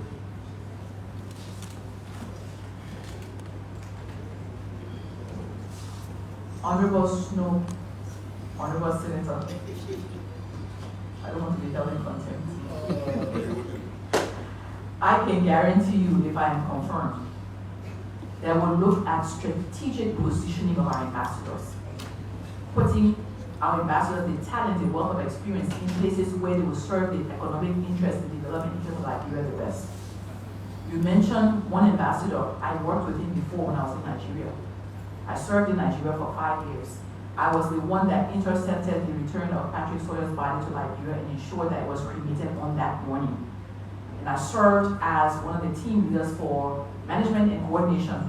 I was the team lead for management and coordination for the Ebola response in Nigeria, considered the most successful Ebola response in the world, where I had the opportunity to help to educate and train Liberia, Guinea, and Sierra Leone on the systems we use in Nigeria in terms of the incident management system. I worked with Dr. Alassane Conte, and I know the challenges the team in Nigeria face in Abuja. I know what happened when we had the bomb blast of the UN House, and the effect it had on the Liberian embassy, which was walking distance from the UN House. And he did not have the resources that he needed to be able to deal with the impact it had on the embassy. It's not right. It's not fair. And so we should be supporting our best out there to do the best for the people. And it's all part of how we strategically position ourselves, looking at who needs to be where. I want to bring that in as well. We have talent. Are they in the best places they're supposed to be in? Who needs to be in which countries? Which talent do we have that we need to maximize and leverage? And these are some of the things we'll be doing as we're looking at rebranding, if I am confirmed. Chairman, just 2 more interventions. You got my discretion. Over the years, brother, we saw witness drama in the foreign ministry. The minister traveling, you get where somebody says you're acting minister. Everybody says no, by law, I'm supposed to be acting minister. If confirmed, you're traveling, who will act?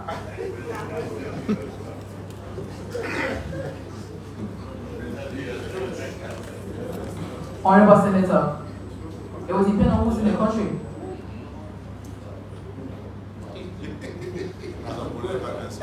If all of them in the country, who will act?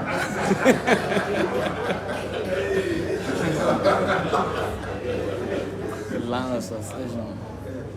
If all of them are in the country, the principal deputy will act. Madam Nominee, lastly, from your credentials, your experience, and your presentation, I believe you are all overqualified for this job. Is there any other job you think you take?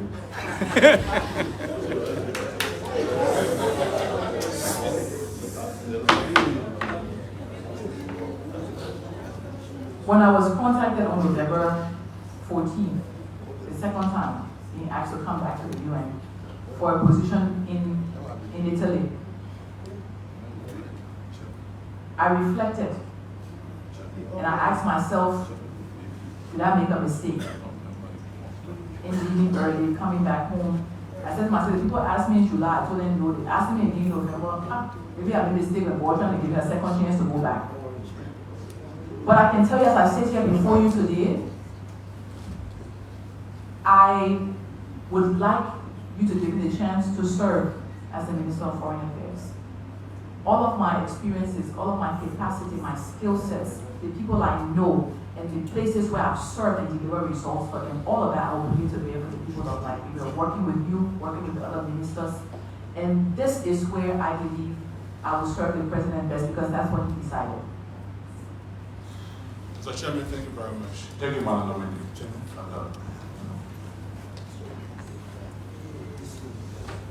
Senator Batikwa, Senator Jonathan Subway, the chairman of Judiciary, Senator Augustine Chia, in our order. Oh, you get permission. No, 1 minute. We have a procedure on how to look at it.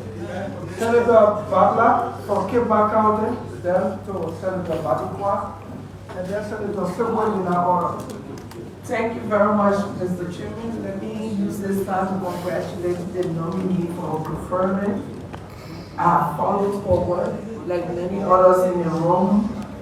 I recall several years back when she was appointed as the Deputy Special Representative of the Secretary General of the Liberian woman, and had that information went wild across Liberia. We were all proud people as women especially. And over the time, she has continued to demonstrate her capacity and her love for country by raising our flag in spaces that many of us have not been. Let me let you know in this room that one of the women, about 8 women, young, middle-aged, in different fields, that were invited to the Women Transformational Conference in Juba, South Sudan. And at that place, we saw the nominee on the stage that we all were proud of. Thank you very much for always raising Liberia. And we are happy that you are back home. If confirmed, we pray that you will bring that same energy to Liberia or even more. I just wanted to know one thing, and it has to do with you. You left Liberia at a very young age. You struggled through the time to ensure that you had status to be permitted to do some things while you were in the U.S. Did you at any time acquire any other citizenship other than your Nigerian citizenship?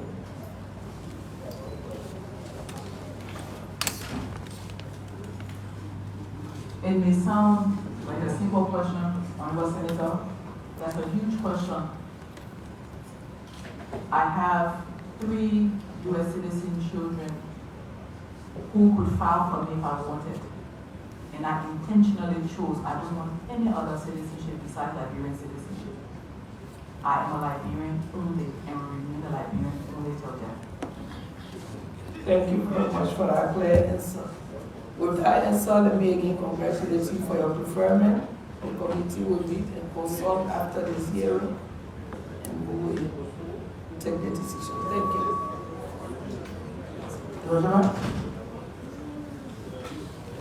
Okay. Madam Nominee, with the intervention of the chair. Yeah, Senator Batikwa, after Senator Batikwa, we have Senator Jonathan Subway. Madam Nominee, I'd like to inform you that the consultation will be complete. Considering that time is fast spent, after the 2 senators are about to engage with you, we will reschedule or continue this hearing when the committee decides later, and will refer to you through the office of the Secretary of the Senate. Senator Batikwa. Mr. Chairman, thank you very much. Madam Nominee, and I join my colleagues who congratulated you for your nomination.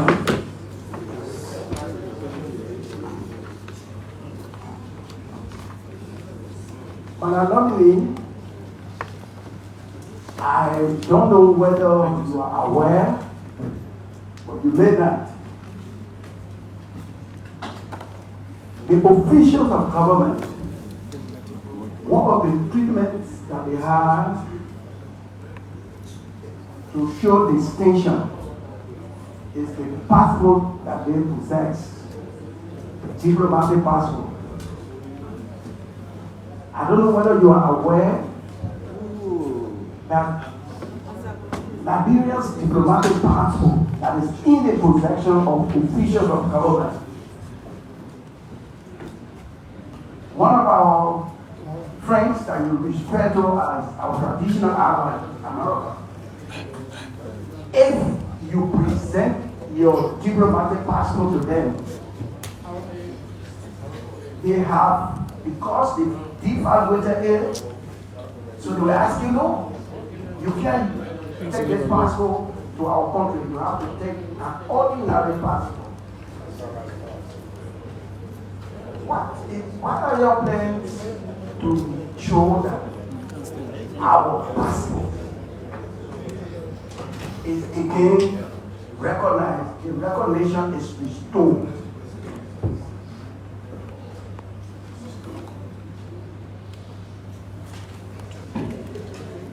Thank you, Honorable Senator.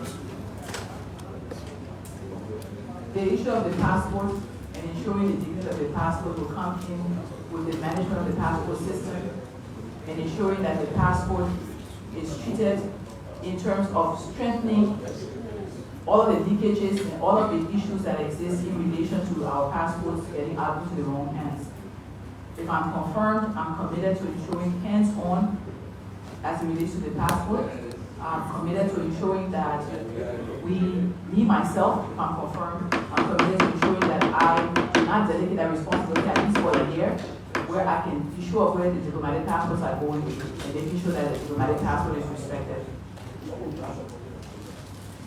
With the level of experience that you have contained in the present presentation you made, what really is your own personal assessment of our Liberian foreign policy? Foreign relations. Foreign relations.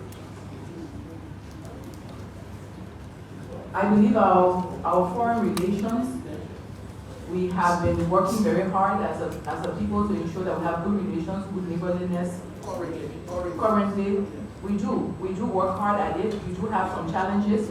We do have challenges where we cannot pay some dues and so forth. We have challenges with our foreign service.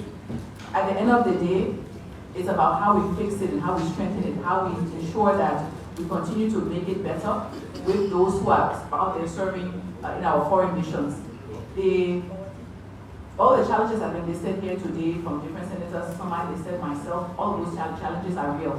But there are probably some other challenges that we don't really know about, and will require me, if confirmed, to go in to review with the team, look very deeply into all of the issues, and then with the team come up with the solutions and come back to the issue.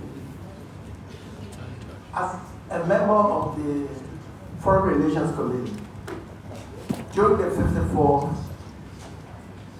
I followed up our foreign service and observed that about 75% were either represented by Chancellor Affairs or only ordinary staff. Does that have any negative effect on public relations, or was it in our interest because of financial constraints? I cannot speak to that, sir, because I do not know all the conditions around that. Well, what I can say is that based on what you share and based on what I understand has been obtaining, definitely for sure financial constraints have been a factor. And it will require us, and that the Minister of Finance, I'm not sure if it's confirmed yet, but the Minister of Finance, definitely at the time we spoke, growing the Liberian budget and making sure the fiscal space is created for foreign relations is very important. And now, if I'm confirmed, I will be working with him to ensure that we increase the budget and make sure we have resources available for our foreign. Madam Nominee, you will be administering the affairs of the First Ministry, thus serving as the Dean of the Cabinet, and will be expected to exemplify leadership, unity in ministries. Our past experience is the Minister of Foreign Affairs for the past years have been called to consider why actually we want Johnny Clippers here. That would be yours, would be a new thing. The assurance I can give you is the stellar performance I have had as a leader of leading teams, leading the UN development system, leading several entities, which you can liken to ministries, leading several, over 20 at a time, UN agencies operating in the country. And that experience of leading teams is what I will bring to the role if given the chance, if confirmed.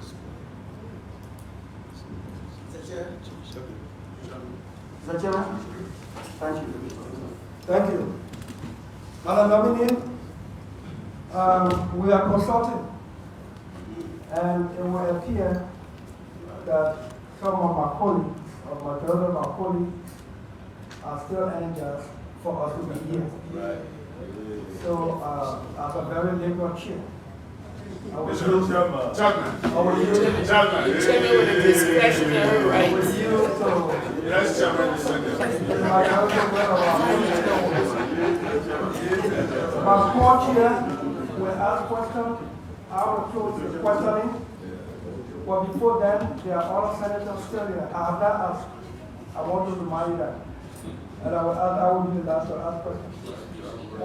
Senator Russell Chair, that the chairman of Judiciary of the Senate, and then Senator Voto Kane, then Senator. Oh, then I'm going to go first.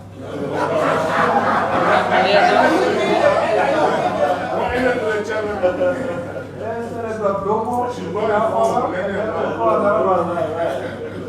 Senator Chair, Russell Chair. Thank you, Mr. Presiding Chairman, for the opportunity. Madam Nominee, let me join or add my voice to those of my colleagues who congratulated you for your conferment.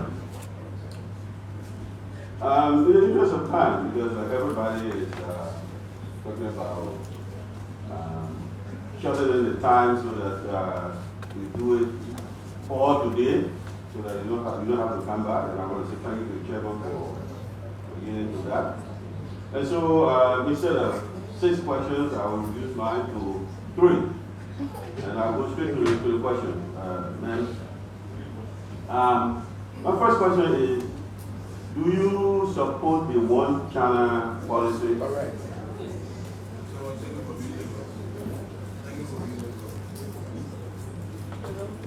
Do you support the one-China policy?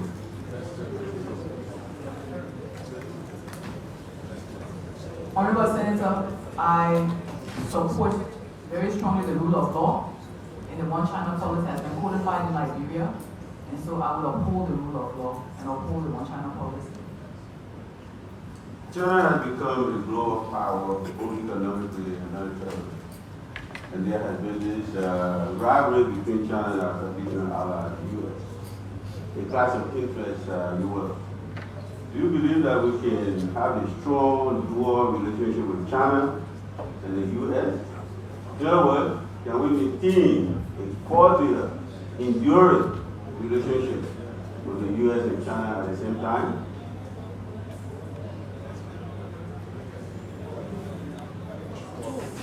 Honorable Senator, I do believe that if we're focused on the interests of Liberia and Liberians, that we'll work with whoever we need to work with, in the way we need to work with them, and engage them based on Liberia's interests and not getting involved in their bilateral relationships. Okay, so lastly, Madam Nominee, you spoke about protecting and safeguarding our national interests. And I think a lot of interest in that. What is the definition, or your definition, of our national interest? And to what extent are you willing to go to protect our national interest? And even if that means standing up for our traditional allies. Our national interests are about Liberia being that garden of Eden that she was birthed to be. Our national interest is about every Liberian boy and girl having the opportunity to reach their fullest development potential. It's about safeguarding our borders, making sure that we are safe at home, and that Liberians prosper in Liberia, that Liberians will not have to look for a visa to go outside in order to find prosperity. And that what Liberians have faced in past decades of being refugees and IDPs will never happen again. And anyone who can help us to achieve that, that will be our national interest. Thank you, Mr. Chairman. You're my son. Thank you. Senator Sokwe? So wait. Senator? No. They say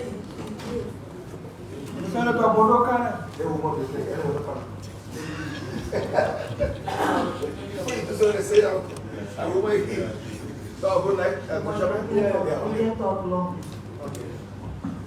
Madam Minister of Justice, during your representation,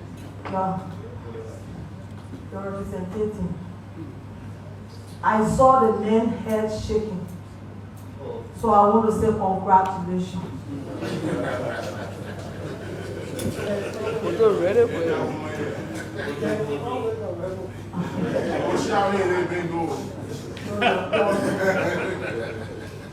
You know, when the devil is dancing the right way, you can see it from the appearance of the spectators. I want to say thank you for presenting to us what we never expected. While people are crying out there for degree, we are looking at experience and competency. And we find all that in you. So I want to say once more congratulations. And I want to take this time to tell you that don't be like the former minister of foreign affairs that don't know America without the president. I want you to go alone and not be out for us. Thank you.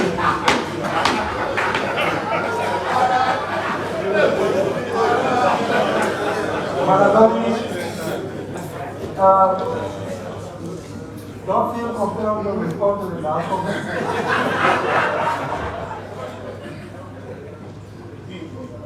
I think I will go on commendations. Senator Subway.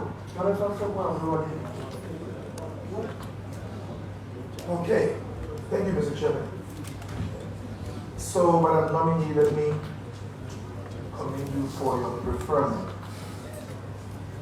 And quite honestly, I had a series of questions on your credentials. However, your explanation and your performances has cleared all those doubts. I'm not saying. However, let me ask you this question, please. Just one. A few months back, the Liberian government signed to a document referred to as the Lusaka Accord, which, amongst other things, our country gave approbation to same-sex marriage. What is your take on that, man?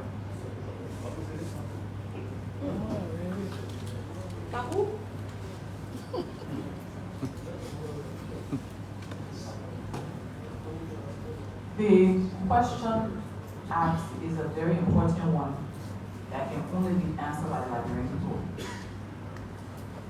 In order for Liberia to say you are going to allow same-sex marriage, you have to have a referendum where the people that will see what they want. If you're asking me as an individual, I'm not coming to the Ministry of Foreign Affairs if confirmed as an individual. I'm coming there to carry out the vision of the president and also to ensure the interests of Liberian people. So I think a referendum will be necessary. So, Madam, I ask you your take. You represent the Liberian people at the foreign ministry, if you should go there. But I'm asking you a question because we signed this agreement in Lusaka. It has not reached to the legislature to give it our application, but we have agreed to it. I'm asking you, what is your take on same-sex marriage? It's not a question, it's not our question. I would really not like to do my personal take because with the public service, you're serving the interests of the people and you're serving at the will and pleasure of the president. So it will be the will and pleasure of the president's view. If you ask me as an individual, I have had the benefit of having a personal relationship with Jesus. And I'm a reverend, I'm a mother, I respect the rights of everybody, but I will not be the one that will be promoting same-sex. I think you answered my question. Yeah. Thank you.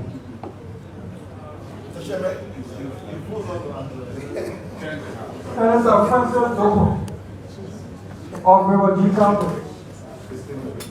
Thank you, Honorable Chair, recognize the lawyer.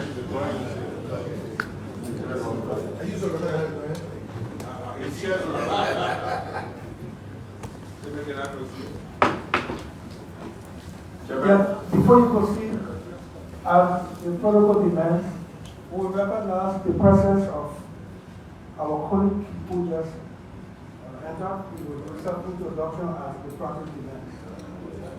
Honorable Minister Designate, I am Senator President. Okay, thank you. Honorable Chair, distinguished senators, our foreign minister nominee, like many have asked on the regional engagement, the foreign policy of Liberia for the war. Senator Snow, you permit me to just bring back a question that you asked in relation to, not really a question, I think it was kind of an empathy that you expressed in relation to what happened at the embassy. I didn't hear the minister nominee talking about that. I'm concerned about, I know I thought it was a positive, which is key to us getting what we deserve or what we give out. But the visa service, the body is a service, okay, at the various foreign embassies here, most of the U.S. embassy. And I just want to say that it's important that you look into that our people be treated as though they are receiving services. Not just that they want to America, but they are receiving services for fees and pay. What happened at the embassy facility there, in most cases, do not appear to be that they are receiving services. And I think we should look into that. In the arrest of President Walker, the policy or the campaign platform that the song will be the policy. The issue of tourism that is mentioned here is very important. I always look at the economics in our foreign service or the things we do as a people. When we issue the visa, for example, for $200, we get, yes, to get a consular fee that contributes to our revenue, especially for Africans. I also believe that when these Africans come to Liberia and they spend up to $4,000 at some point in time they are charged GST of 10%, that's $400. It means we will lose the $200 and get $400 if we're visa free for Africans. That's just the economic aspect of that, and that will expand our tourism sector. More beyond that point, Liberia being the first black republic, okay, in Africa, dating back from the Carthage point where black people were being made to come to the ACS to Africa to form their own home, a place for a home for black people, especially African. Don't you think it's important it would advise our government that we go to the true reason why we think we established the Republic of Liberia for the home of African? Then why should we allow Africans to pay for visa to come to Liberia? What do you think about that? In just from the economic point of view, I think that you can raise $200, more than $200 beside visa. What do you think about that? The second part is that, just so I don't come back to the floor. Liberia played a very major role as per the question asked and your response to the senators here in the African Union. Liberia sits right before, Liberia embassy sits right before the African Union for the last 15 years plus. When you go to Addis, you still see the building look like as though Liberia has established before. All of the other properties, surrounding properties, around are improved in our embassy stay in that form. Yet we are going to be leaders of Africa at the Union. What do you make of that? How can we rebrand our foreign service at a critical point where the headquarters of the Union is? Our embassy does not represent the others surrounding our embassy there. Please speak to that. Thank you. Thank you. I note on the point you made on visa service, I take note, I take your advice very seriously on the Senator. I also want to just elaborate the point you made. You're 100% correct. Oftentimes we are short-sighted, looking for quick money for fees, and we don't look at the bigger picture. You can get thousands of dollars from a couple coming to do surfing in Cape Town if you had no visa fees. And you would get less if you had visa fees. If people felt there was a restriction, it doesn't seem attractive, they don't want to come, you lose more. And so I would hope that we give the chance to serve, if confirmed. This is one of the things we'll be working on. How do we make Liberia attractive? Rebranding is not only about what we say, it's about what we show, it's about what we demonstrate, it's about how we project ourselves. It's everything from the way our buildings look, to the way our staff behave, to the way we project ourselves out in the international community. Rebranding holistically. And this is something that I look forward to doing if I get the chance to serve.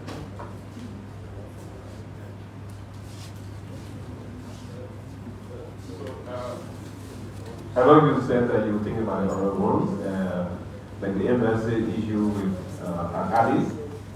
I understand we own that facility, and there's a good need to own that facility, but it's been just been there for a very, very long time. You know, and there are some other buildings around that have improved for the last 10 to 15 years in Addis, but yet Liberia still have the Turkmenistan embassy still there. So I thought if you would speak to that, or you can just take note of that. And so I don't come back to the floor. Honorable Chair, I want to thank you for the time you've made, and we've had enough interaction about nominee. I pray for the good of Liberia. Thank you. You want to? Yeah. So Senator Brown, Senator Pakai. You know Senator, yeah. Senator Blacko Brown, give it a counter.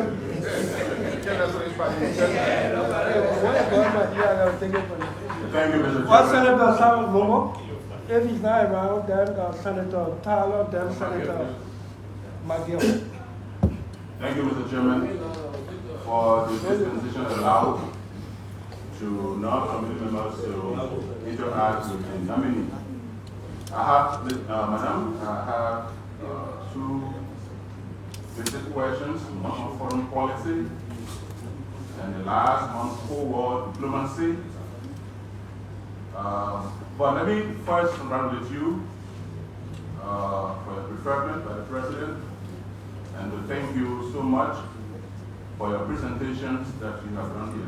Let me, before I go to the two questions, let me have a starter. Since your nominations, you have been in the news on the social media, some questioning your credentials, whatever. I'm not asking you to respond to all those. I want to know, how has this impacted you? How did this impact you as a person before appearing here today?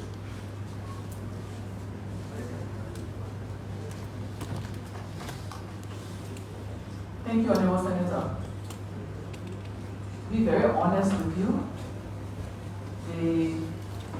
the attacks have impacted me because I worked very hard under very difficult circumstances to be able to go back to school 2006, 2007 to get that degree. I worked hard.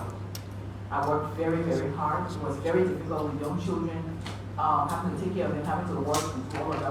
It was very difficult to hear. What was most difficult to hear was attacks about my record where I've been hailed and lauded and being called to come back, where people will try to turn it around and be something different. It's been very difficult, but you know, it's no more difficult than what I face with the Houthis in Yemen.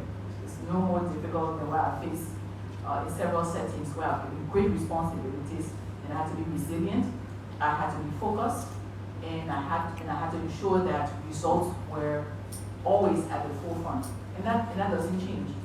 At the end of the day, rebranding Liberia is a very difficult task. No matter what truth we tell them about who we are, we've been known to be something different. When I was taking the decision to come home, and for me at that point, when you're faced with your mortality, let me please allow me to say this. When you're faced with your mortality and you think that you will not live another year or two, it does something to you. And you feel like life can end any day, so you will do everything you want to do now, because nothing is guaranteed.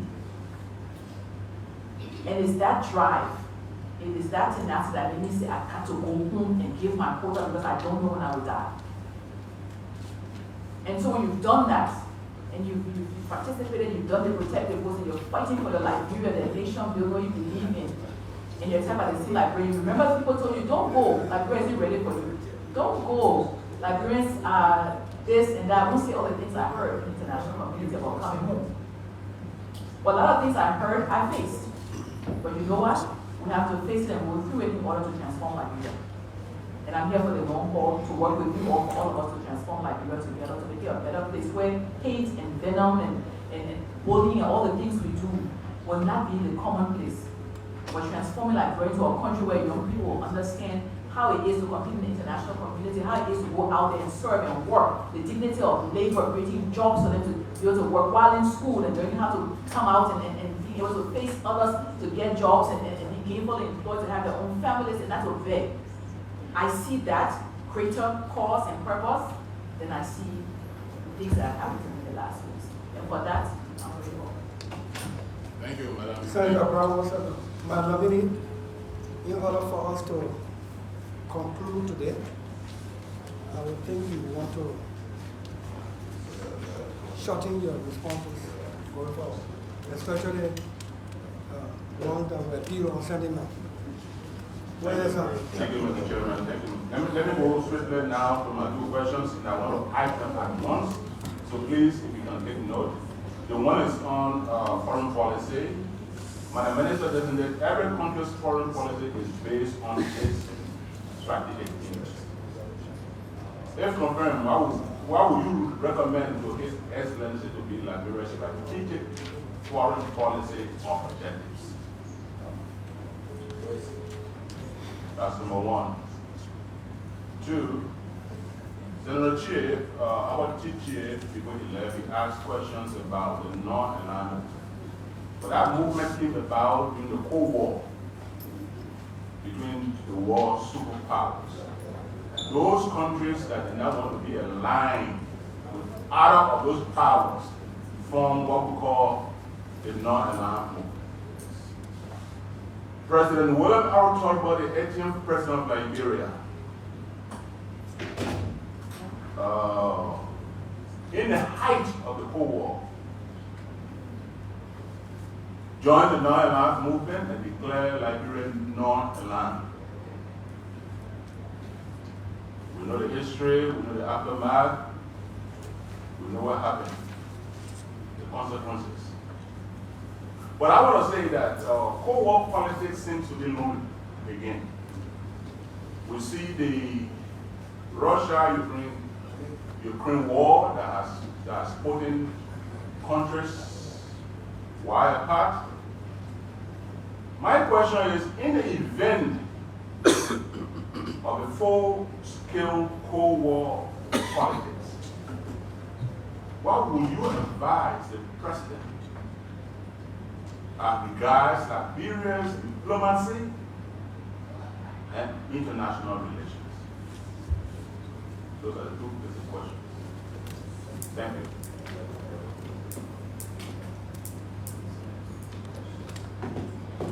Thank you, Honorable Senator. In relation to my advice to His Excellency President Mr. as it relates to the foreign policy objective, my advice would be that we need to employ more of economic diplomacy, looking at how we increase trade, looking at African Continental Free Trade Agreement, looking at how we boost trade within on the continent, within the sub-region, looking at the regional integration and so forth. Looking at development diplomacy, strengthening bilateral relations, forging new relationships, for example, Canada, Brazil, other countries where we have had that development diplomacy, and look at how we strengthen bilateral relations in that regard. Looking at how we engage a little bit deeper with countries where we engage now, but maybe we look at it only from the perspective of support or aid. Looking at where we can broken into different types of relationships. Our foreign policy objective, our relationship would be how do we get resources into the hands of Liberian people to make sure we get people out of poverty, to make sure people can send their children to school, they can find food to eat. That would be my advice to Mr. President. Development diplomacy, economic diplomacy as a priority, and building on new partnerships as well. In terms of non-alignment, I listened to you and you are very right. You reflected very well on what has been and the threats we have now in terms of isolationism, where we were in a place of globalization and we were talking about one village. The world is one village. People are stepping away from that. Partners are stepping away from that. And we're seeing people going into themselves, looking internally at their own issues and interests. And in the case, as in the case of a full-scale, what would be Liberia's position? Liberia would need to be in a position where she has strategic relationships that will protect her own people. Liberia needs to be looking at strategic relationships that will be serving the interests of the Liberian people and ensuring that it's not about non-alignment versus non-alignment. It's about engaging and partnering when necessary to protect Liberia's interests, especially national security interests. Thank you, Mr. Chairman. Senator McGill. Hello, please, Tyler. Senator McGill, Senator Sarah, Momo Sarah, and Senator Tyler. And then Senator Jara of Norfolk County. And then before you come to Senator Prince Johnson. Thank you very much. It's been a very exhaustive. Yeah. A very exhaustive day for you. Let me do all my colleagues to thank you for your service to our country, representing our country very. Senator McGill, one second. Madam Nominee, do you want a break? Do you want a few seconds break? You proceed? Senator McGill, please proceed. Thank you. I'll just ask two questions. I'll just ask two questions. Madam Nominee, let me say thank you. I know it's been a very emotional 1 week for you, emotional and stressful for all the news in the air. So I want to thank you for ably representing your nomination. You convinced a lot of people that this job you are capable to represent our country. I just want to ask, because most of the questions are already behind, I want to ask two questions. One, trafficking in person.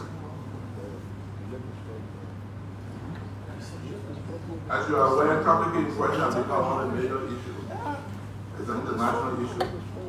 According to 2023 report, trafficking in person report from the U.S. State Department, Liberia made some significant effort to address human trafficking as compared to previous years. When we are. When confirmed as foreign minister, how do you intend to protect this legacy and to promote Liberia's international and regional human rights image? The second question I want to ask is that, just in one word, what would be Liberia foreign, what would be the core principle of Liberia foreign policy?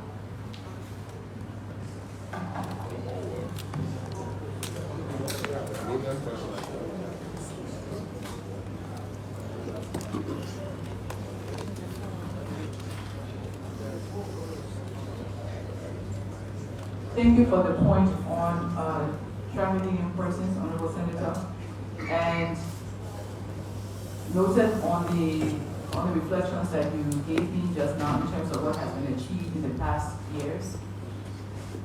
The issue of trafficking in persons is something that I've had first-hand engagement with. I saw firsthand Liberian girls, West African girls, who thought they were going for a job in countries where I've served in the Middle East and ended up that they were in a different situation. It's real. The situation is real, and I believe that working with security apparatus, working with others within the government, we can do a lot to contribute to this global issue, to mitigate it, and make sure, especially Liberians don't fall victim to trafficking, and that we support, in partnership with our security apparatus and so forth, efforts to mitigate it across the board. In terms of one word, core principle of our foreign policy engagement, one word. If I had to choose one word, the core principle would be transformational. We need relationships and actions and activities that will bring transformation.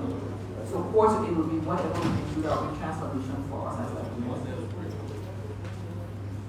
Chair?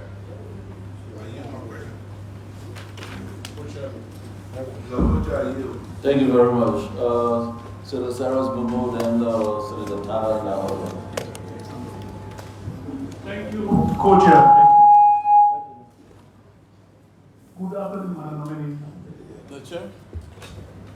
Good afternoon. My name is Momo Cyrus. I chair national security here at this 55th legislature and also from Norfolk County. But I have a lot of vast interest in this hearing, so I have to wait because of so many things. I wouldn't be able to say everything considering time, but maybe 3 or 4. Firstly, when you were talking about your vision, did you mention development diplomacy? Yes, I did. When I was answering one of the questions, yes, I did. Okay, wonderful. So, I lectured at the Foreign Service Institute of the Foreign Ministry. I'm a graduate of the Foreign Service Institute. When we were there, we took 1 year of training. But in the last few months,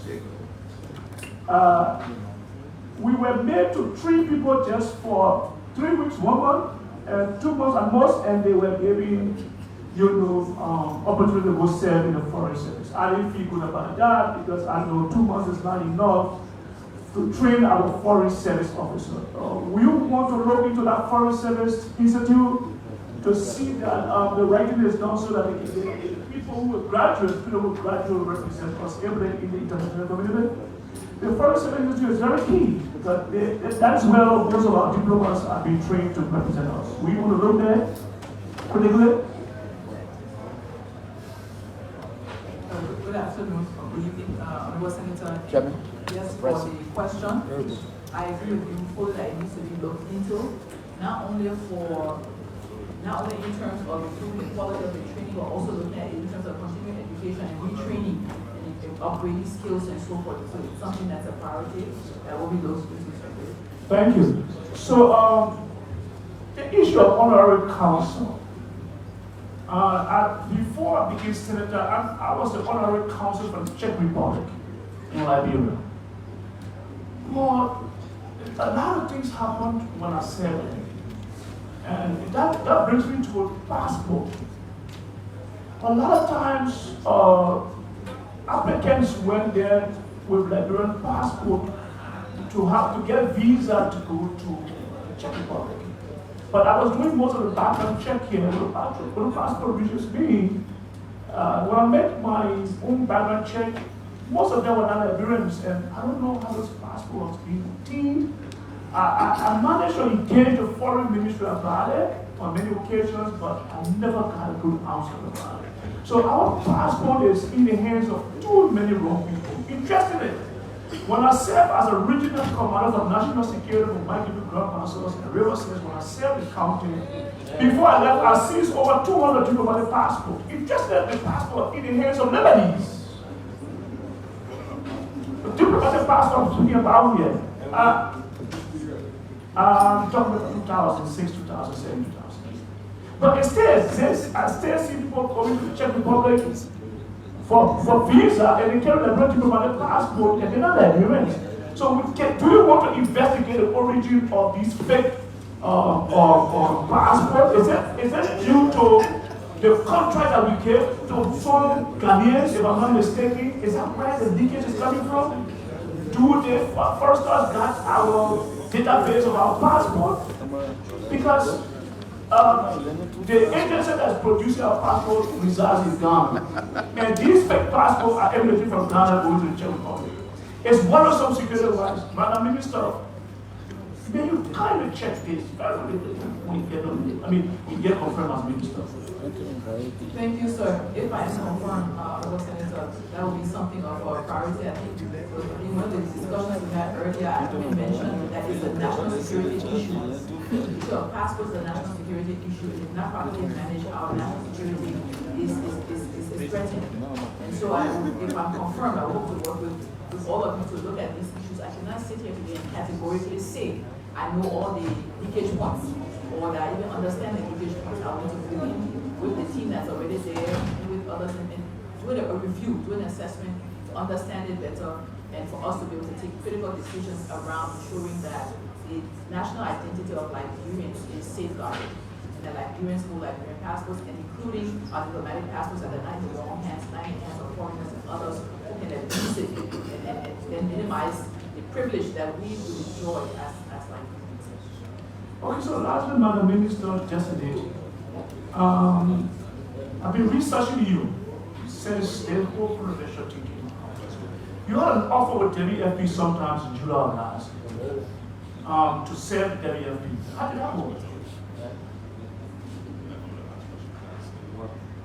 After I took my early retirement June 2023, yes, I was contacted to go back to the UN. In 2 weeks' time, I was contacted to go back to the UN at the same level of Assistant Secretary General. At that time, I said no, and I asked them to please contact me again in February of 2024 if there would be something of interest to me that I may be interested in doing. If I could be at home and do it because I wanted to be home. And I was contacted again in November and asked about another posting for Italy at the same level as Assistant Secretary General. And in November, I spoke with His Excellency Mr. President, and he told me he had interest in me serving, and so I turned down that offer. I did say to them, if I can do it from home, let me know. If I can work from home, because we have flexible working arrangement these days. But they did respond to say that for what they wanted me to do, I couldn't do it from Liberia. I would need to go to Europe to do it in Nigeria. Thank you, Mr. Chairman. Thanks for the opportunity given me to cross-examine the nominee. Thank you. Senator Momo, was that a promotional question? Mr. Chairman, can I proceed? Senator Tala of Birmingham. After Tala, thank you. After Tala. After Senator Tala, Senator Prince Johnson of Lima.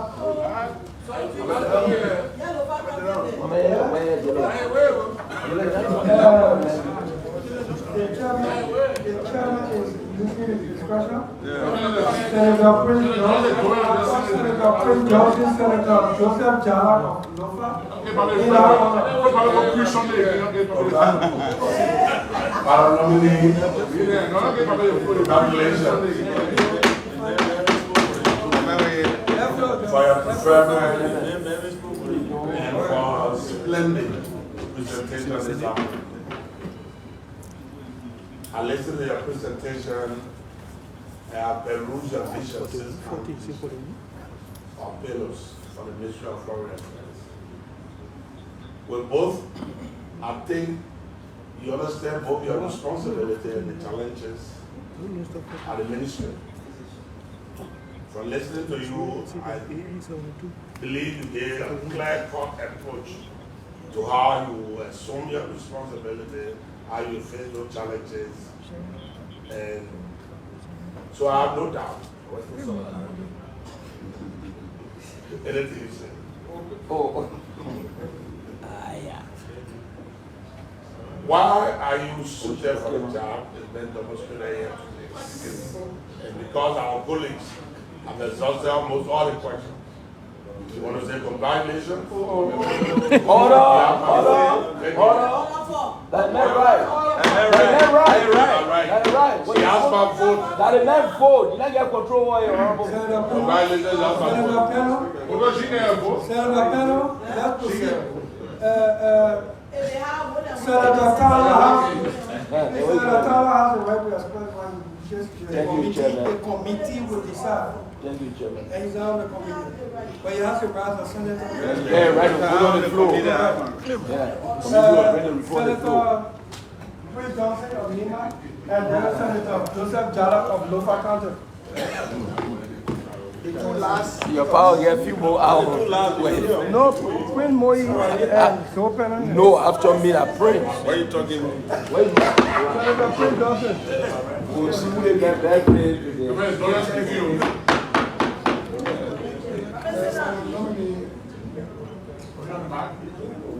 Let me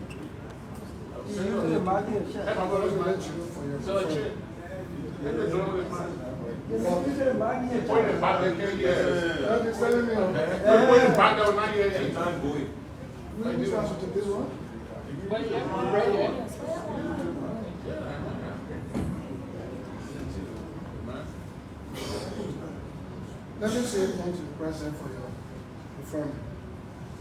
You will be representing Liberia to carry out foreign policy of the Republic. You go out there You see your get in contact with investors and other countries to encourage them to come from tourism and to see me to bring businesses to Liberia. There's certain things they want to see. So let me just ask you, what do you think when the government you will be representing? What do you want the government to do that will attract international investors to come back here? Do you want to come in a country where there is corruption, where there is protest, demonstration, there's drunkenness all over, people complaining, confusion. So, but what would you want to see? I want the government to attract foreign investors like you. There's a country that doesn't have peace, there are nurses all over the place, they won't come no matter what you say. Jesus Christ. Thank you, Honorable Senator.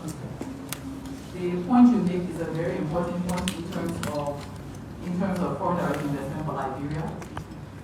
One of the things I've heard throughout the years, being out there, engaging with different governments, engaging with different capitals, different companies, and so forth. One of the things I've heard is that they don't come because we don't have the enabling environment, the conditions are not conducive, we don't have electricity, we don't have water, the cost of doing business is high. Then they reference corruption and the fact that the rule of law is weak, that if their rights were infringed upon, they could not trust the justice system to protect their rights. And all of these are necessary for an enabling environment. The foreign ministry will have a role to play as well as other sectors, and so it's a collective. All branches of government need to work together to create that enabling environment for foreign direct investment. And if I'm confirmed, I will hope to play my part in terms of rebranding Liberia, letting the world know that Liberia is ready for business, that Liberia is calling them to join us, talking about what we have, our natural resources, talking about all the opportunities we have, and ensuring that with other colleagues in the administration, with other parts of the administration that are necessary for that environment, working together to send that picture out there to the world that Liberia, we're ready for business, we're not going back, we're going forward.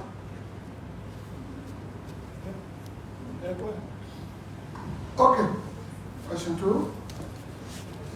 Our diplomatic passports, official and ordinary, especially the diplomatic passports, they are in the hands, on the report we have, in the hands of so many people who should not be holding diplomatic passports. You are confirmed. If you are confirmed,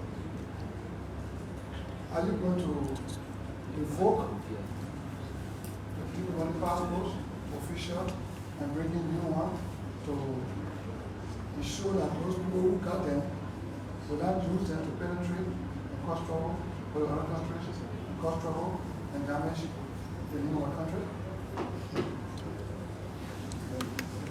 Thank you, Honorable Senator. If I am confirmed, within the first 10 days, I do intend to quickly conduct an exercise to look at options that we have to address these issues and come back to this fine committee to share options after discussion with the President, who has the ultimate responsibility for Liberia to ensure that together we agree on the best approach that will take into consideration the least impact on Liberians, at the same time take into consideration cost, as well as what's best for our national security.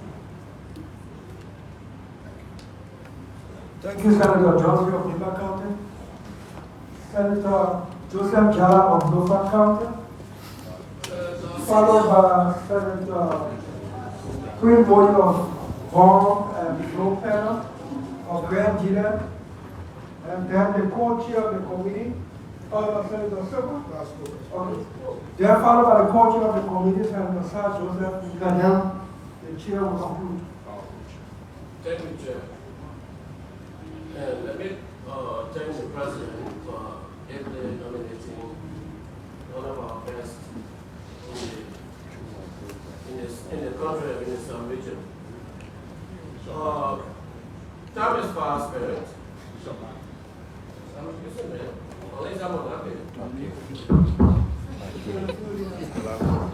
I'm happy that I'm finally getting a chair to participate in this hearing. I'm the senior senator of Lower County. Yes, that's a good one.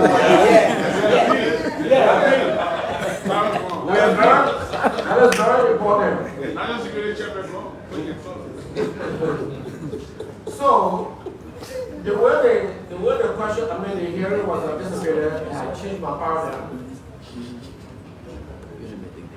I wanted to take a panorama of foreign ministers and compare and contrast, but that is not possible. Most times, a president will not nominate a foreign minister without sitting with that person to say why they wanted to be foreign minister. And I'm not going to ask you what did Uncle Walker tell you as to why he will be nominating you to this position. But I know in 1954, President Tupman changed the course of the dynamics when he chose Momolu S. Dugley as Secretary of State. He was labeled as the first native. But in the end, they said he was the first, and he was a Madigoran.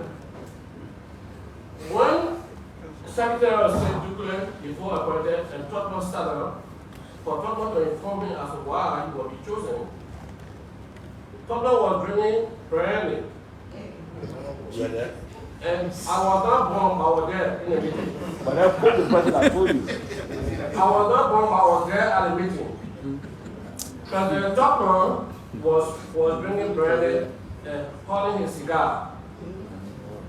Mr. Duque was there drinking Fanta. And underboy, he was a Muslim. Wow. So President Tupman told him why he was choosing him, and ended with bought and stabbed them. So in his response, he asked President Tupman. You were there? I was sitting right in that meeting. You were there. Even though you're born, I was there. Yeah. So, in his response, he said, President, you spoke and said what? Why but? The president said, well, you are a Muslim. Is it possible to become a Baptist? And he said, yes. Okay, later this Baptist, I need to become a Christian. So in no time, he said yes. The next day, he went and kept over the prayer mat in the mosque. He turned over the prayer mat in the mosque and went to the church and began to settle as a Christian. Mr. Douglas. That is just the characterization as to how decisions are made. Sometimes in small countries.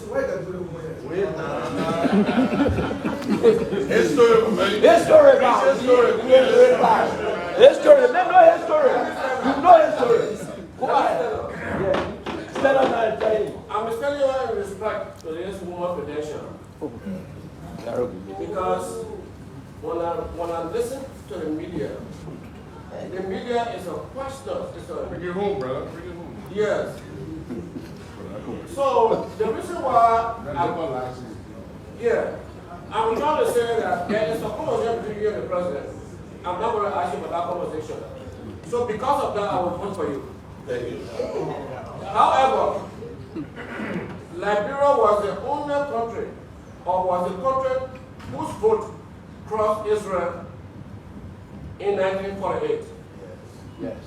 When the British abandoned Israel, or when they abandoned the Middle East, after declaring Israel as an independent state, they left the Middle East in disarray, without any clear-cut, peaceful solution. That is why today the Palestinians who left from Palestine in 1948.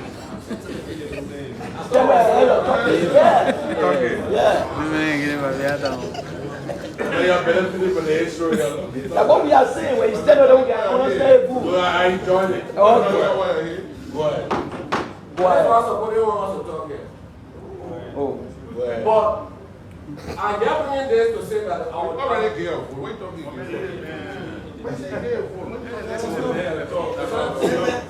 justify my vote. No. Yeah. Justify your vote. Madam Nominee, Madam Minister Designate, they are not down. Don't mind the foreign affairs committee people. They are here for you. Don't say that they are so hate you. Order. I take the order. The chair is calling the order. The order is. The chair is calling. And you get 30 more seconds. I will call the statement. The chair is calling into order. All right. I think you have made sufficient statement. You have already proposed a vote. Thank you, Chair. So, that the chairman sees the remaining of your time. Thank you. Can you copy now? Yes. Yeah, you're right. Yeah, that's the chair. Can I learn? No. Can I learn? No. I'm taking the removal. I need to learn. Thank you. Yeah. Senator Queen Moyi. Thank you. Someone just say what I said. Senator Queen Moyi. The chairman of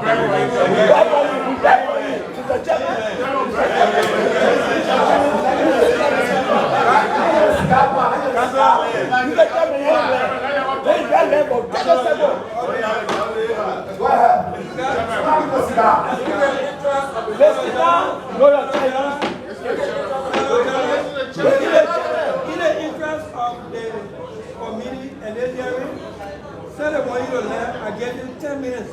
Yeah, no problem. Go ahead. Amen. You gotta respond to that. Yeah. You're the history. I will stop so far. I'm chairman of one of the committee of banking and currency. Wow. Money will come across borders.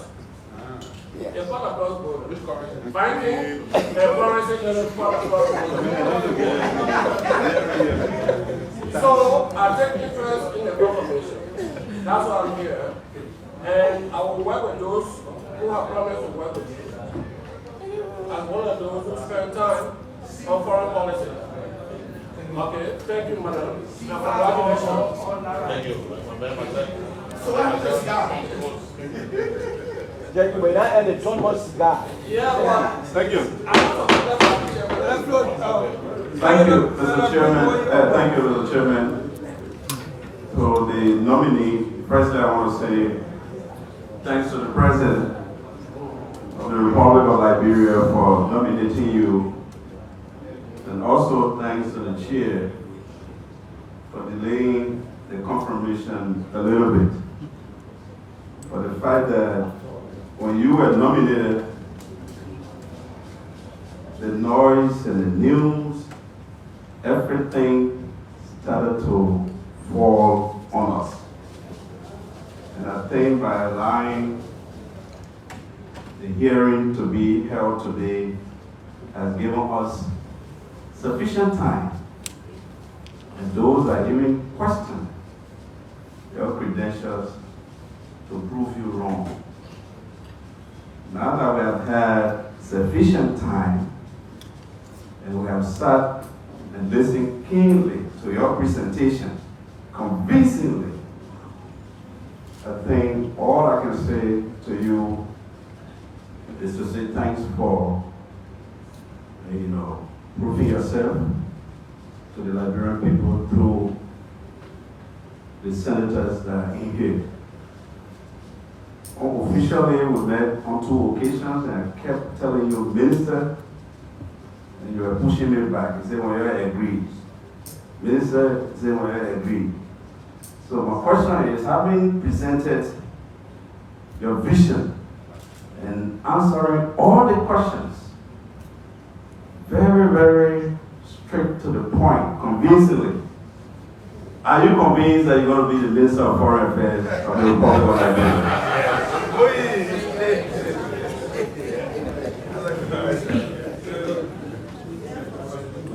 Honorable Senator, I still answer to the title of Minister Designate because I respect this honorable body and I know that I cannot call myself Minister unless you agree and you confirm. If I'm given the opportunity and confirming as the Minister, I would be one proud Liberian to serve my people with everything I know, everything I've done to be able to help to transform my people.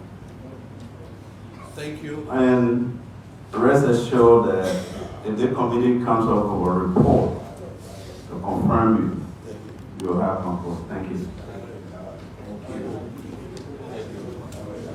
Senator Zopena, followed by the co-chair of the committee, Senator Sara Joseph, and then I will conclude as chair. Thank you, Mr. Chair, for the opportunity.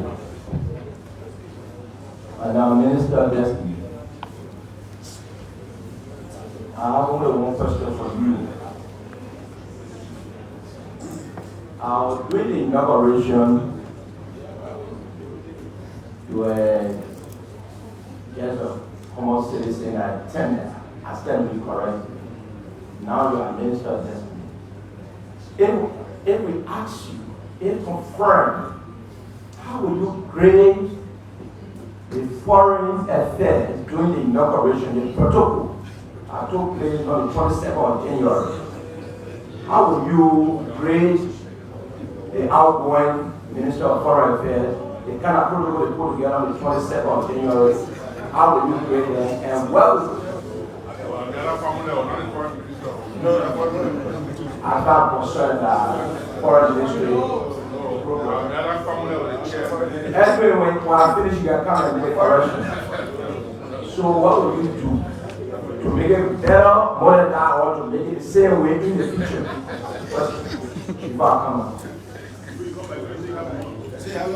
Yeah, now I'll close. Honorable Senator, the inauguration of His Excellency President Joseph and Honorable Vice President Jeremiah was an occasion that all Liberians look forward to. It's an occasion that all Liberians wish the best for. There were lapses.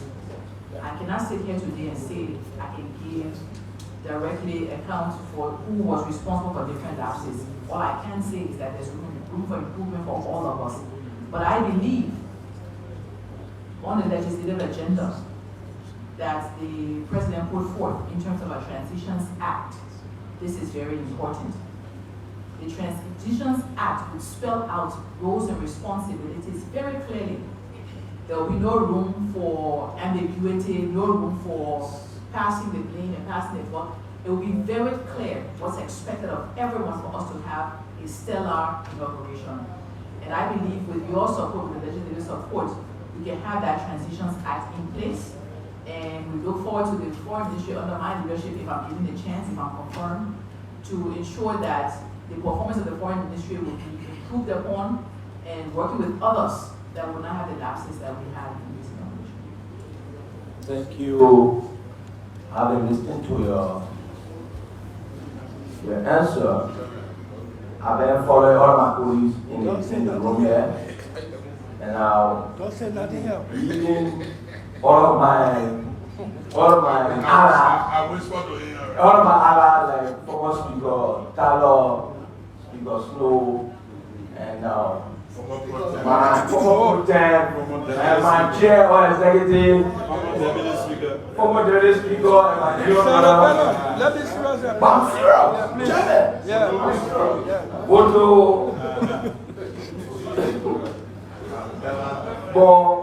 Bonke, all those people, I can assure you, all of my allies, I can assure you, if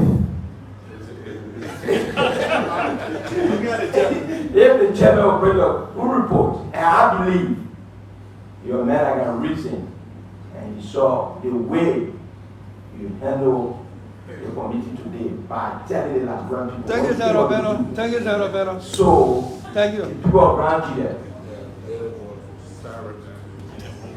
will give you the vote.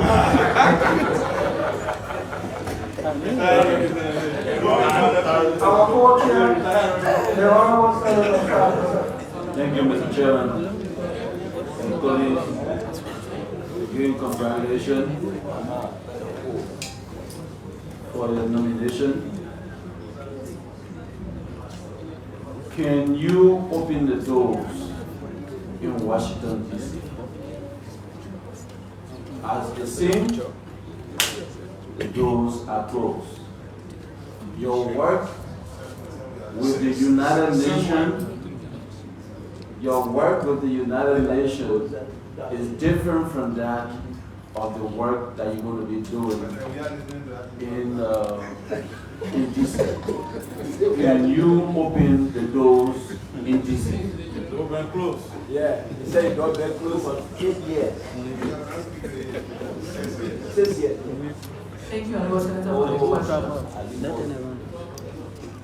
I, if I'm confirmed, work very tirelessly with the Americans to build a stronger relationship. That includes working with the embassy here in Liberia and working with those in DC to make sure that we strengthen our relationship. I'm not aware of the doors and the status of the doors being closed. But what I can say is that I have existing relationships in DC that I know will add value to what already exists for Liberia, and work with those in the mission in DC as well. And everyone, all of us together, will do our best to improve on all of our relations. During the president address during the inauguration, he spoke about supporting the war crime code.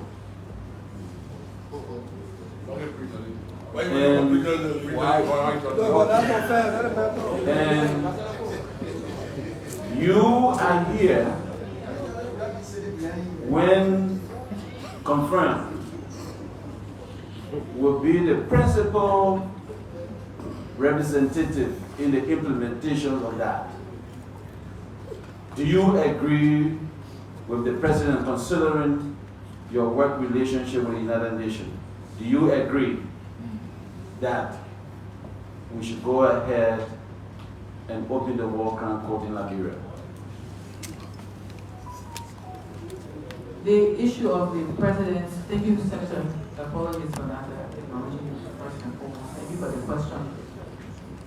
The issue of war crimes court and President Boyka's position, if I'm confirmed, will serve at the will and pleasure of the president and will be there to promote the president's agenda. Whatever the president wants is what I will push. Very good. Thank you. Also, your vote, Liberia vote, when I made your vote at the United Nations. Will you give an instruction? Will your vote be based on instruction, or will it be based on the reality of the day? When I make instruction, like for instance, you vote against the humanitarian ceasefire that Liberia had Liberia made with Israel.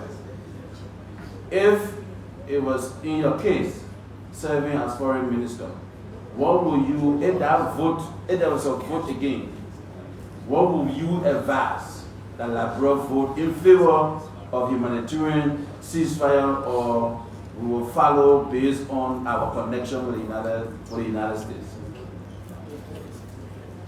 I spoke to this earlier, thank you for the question, and my response hasn't changed in relation to that. But a specific question about consultation, I think that's where you were going. Most definitely, the president is the president, and the president decides the direction of our foreign policy. The Minister of Foreign Affairs is there to ensure that the president's direction is carved out and we get to where he wants us to go. So it will require consistent engagement with the president because the global dynamics are evolving. It's fluid in many instances. And so I can't tell you what I would do in a given situation unless the context is constant. But what I can say is that the president will drive the vision for foreign policy, and I will be there to implement his vision to ensure that Liberia's repositioning happens and that we're successful in repositioning ourselves globally and on the continent. How do you intend to balance the country foreign relation with that of the U.S. and China?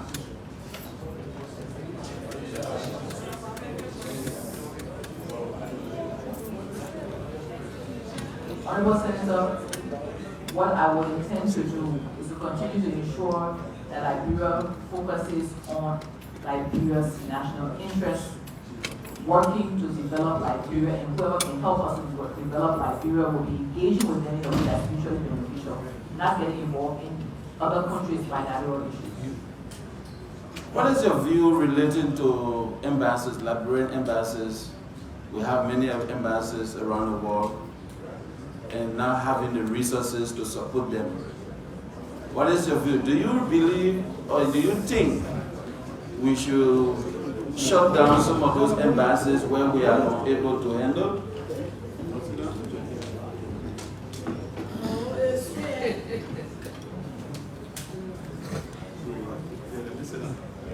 I do believe, Honorable Senator, that our emphasis should be where our strategic interests are. We should be looking at how we align, streamline our presence to our economic interests, to our development interests.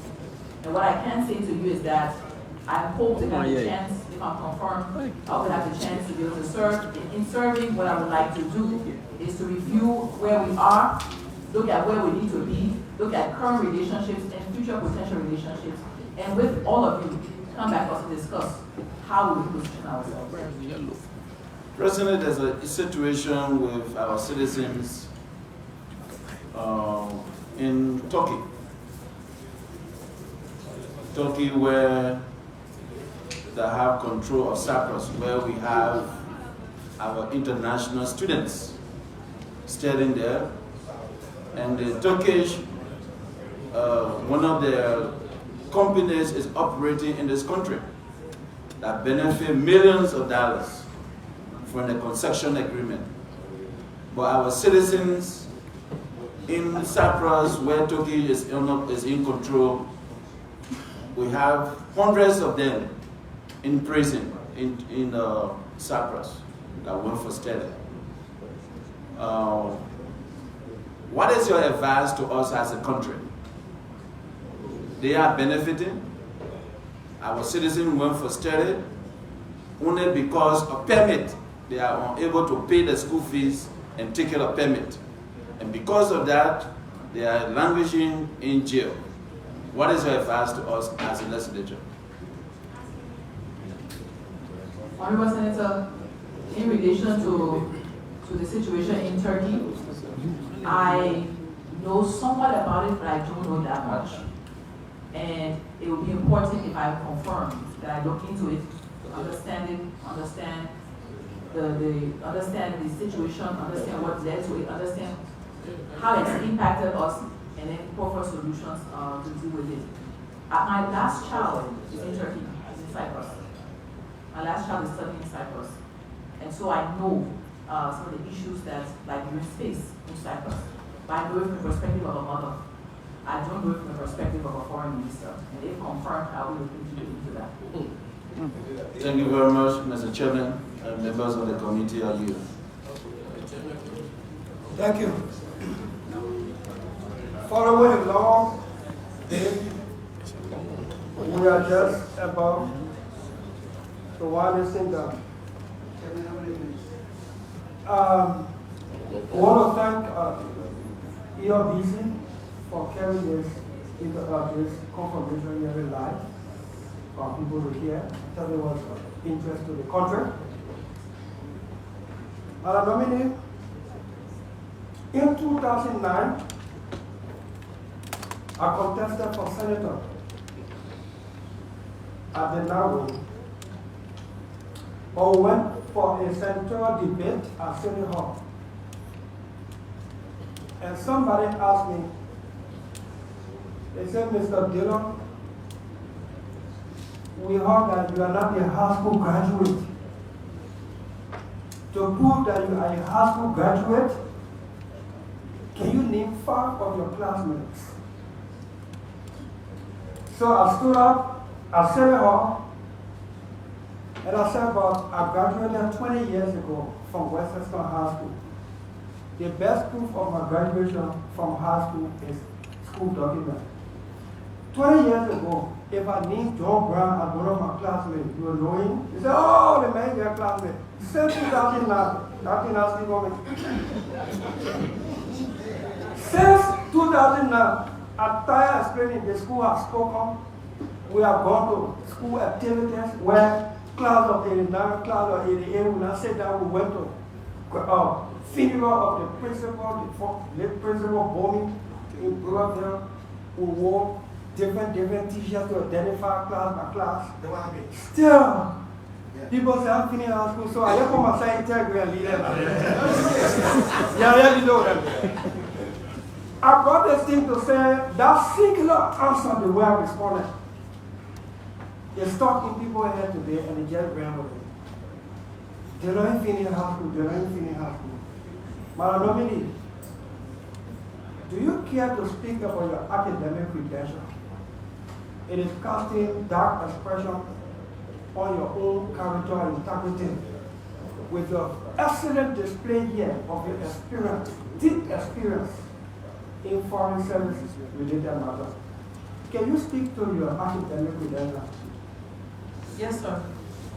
Honorable Senator, as I said earlier in my opening statement, just to re-emphasize, because I did speak to it in the opening statement, that I served in the UN before I got my degree. I was headhunted into the UN with the Global Fund proposal. In order for me to advance in the UN, I needed to have an advanced degree. And I sought a school that is not a global school, a real school that was listed on UNESCO listing of schools.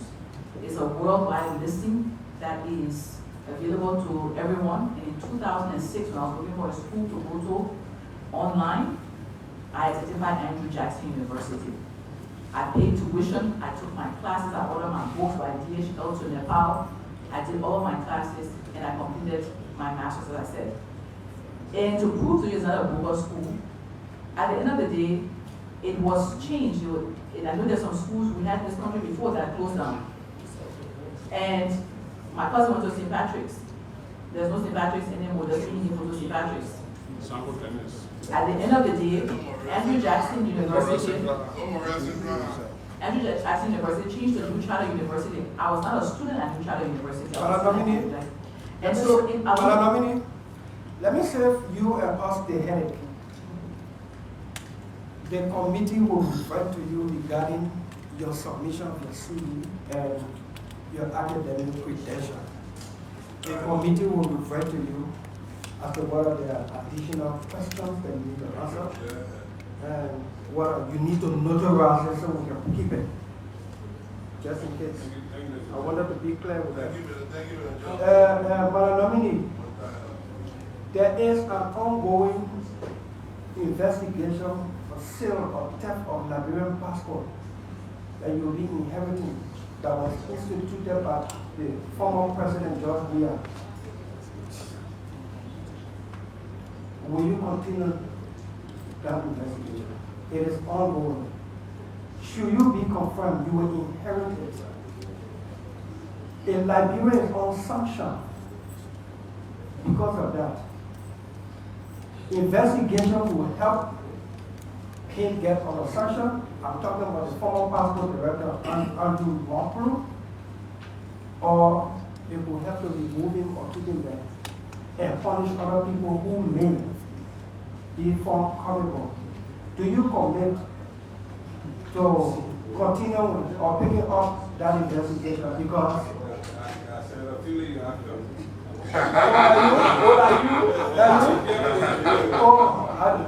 so the investigation, do you commit that pick up that investigation? Questions? Honorable Senator, I do commit that if I am confirmed as minister, I will take up the investigation where it started off. Thank you. Madam Nominee, my colleagues have asked many other significant questions. The country was listening up for this cloud that was cast on your, especially academic credentials. It is clear that nobody is almost questioning your experience credentials for all of that. I just have a few more questions, 2 or 3. The outgoing government, it is to our understanding that the outgoing Minister of Foreign Affairs employed a lot of folks in the foreign service just on the heel of the essence of the former government. Do you commit that you will investigate and ensure that all those who were just dumped in the foreign service in the last 6 months for political accommodation, then you will withdraw them? Question. Honorable Senator, I cannot commit to withdrawing people without knowing the situation. I would need to understand who was sent out, where they were sent to, were they supposed to go out, understand from the ambassadors, understand from the Home Office, from the ministry. There's so much that I would need to understand before I can even respond to you. But I would like to ask you if you confirm me, I will come back to discuss that with you after my findings. Madam Nominee, you are a female. And every time there's a talk about gender equality, people think it's only the feminine aspect. I just have to ask you, there is a pending case of sexual harassment by a Liberian female employee in the foreign service, one Ms. Cummings. I served as a member of the Senate Committee on Foreign Affairs when the Senate painstakingly, painfully in my house, confirmed the former foreign minister with that cloud of sexual harassment hovering over his head. The Minister of Foreign Affairs, under the signature of the then acting minister, Henry B. Famole, acknowledged Ms. Cummings' complaint and committed that the ministry will investigate. The ministry failed to do that investigation. To date, that issue of sexual harassment involving a female like yourself is still hovering over the outgoing minister and is still concerned by Ms. Cummings at our post in New York. Should you be confirmed, do you commit? Some people playing the female cartoon regarding your nomination. Do you commit to take that matter to a logical conclusion? Question. After that, I have one more close. Honorable Senator, in relation to the case that you raised, I do not know much more about it than what I've heard. And not everything you hear in the media is true, the way you hear it. So I would need to understand, I would need to be able to speak with those in the ministry responsible for the follow-up. My understanding is that there's a gender desk. My my understanding is that there is a team that investigates such. I also know the president has intended to put in place an ombudsman to look at what the new mechanism will be to deal with these kind of internal issues. But most importantly, I want to say to you that I commit to every woman and girl, not only in the Foreign Service, but in Liberia, if I'm confirmed, that I will work to promote the issues of gender, to ensure that even the Liberian feminist foreign policy is taken forward, to ensure that we have representation of women, to ensure that women can work in an environment that's safe, in an environment where their rights are protected, and where everyone can be able to serve in the right conditions. I think the issue you raised with the case of Ms. Cummings has to be followed up. No woman should have her rights infringed upon, no person should, and definitely no woman. And I would ensure that it follows through logically. Thank you. Finally, Madam Nominee, what's your plan, or how do you view the decentralization of acquisition of Liberian passport? Why should a Liberian come from Robogi to Monrovia to get his Liberian passport? Why should a Liberian come from any interior of Lofa or Lofa County or any part of the country must come to Monrovia to get passport? What's your vision or your thought about that? Should you be confirmed? And do you see a possibility of such thing happening in a short space of time? It is painful for you to come to Monrovia for $50 passport and you pay $200 to come to Monrovia. Do you have any such plan? Question? In the plan that I sent to you on passports, to be very honest, it's not articulated there in terms of decentralization as the immediate vision.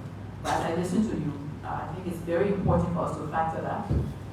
I remember it's very different, but it's very similar. The issue of COVID, when you wanted a COVID test, you had to come to Monrovia. So decentralization across the board is important. We'll first need to fix the problem centrally.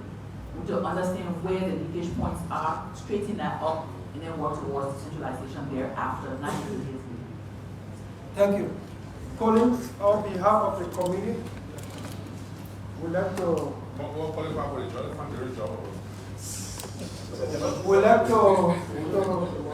thank you for the time.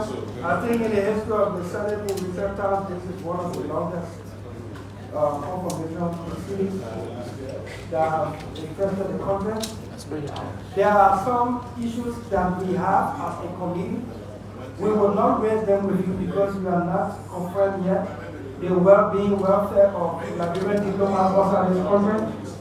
I think my colleague made reference to something like that, Senator Sara Joseph, for us to see the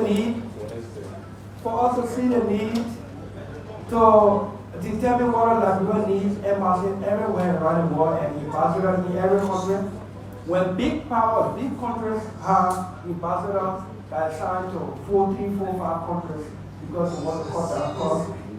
And why should we have an ambassador of a country here for our people have to go for visa outside of Liberia? Like I think the British embassy and a few others.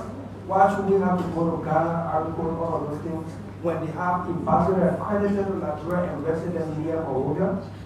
We discuss all of those things with the Minister of Foreign Affairs. Should you be confirmed, we'll have those discussions with you as a committee. Meanwhile, we want to thank you. The committee will refer to committee room and decide. The next time you hear for this committee, if there is... Come again?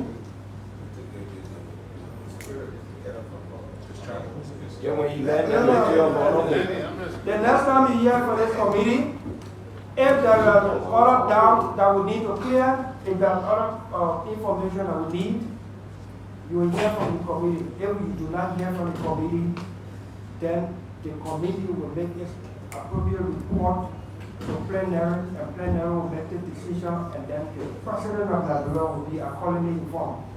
With that said, we want to discharge you with thanks. Where's the Saudi Arab?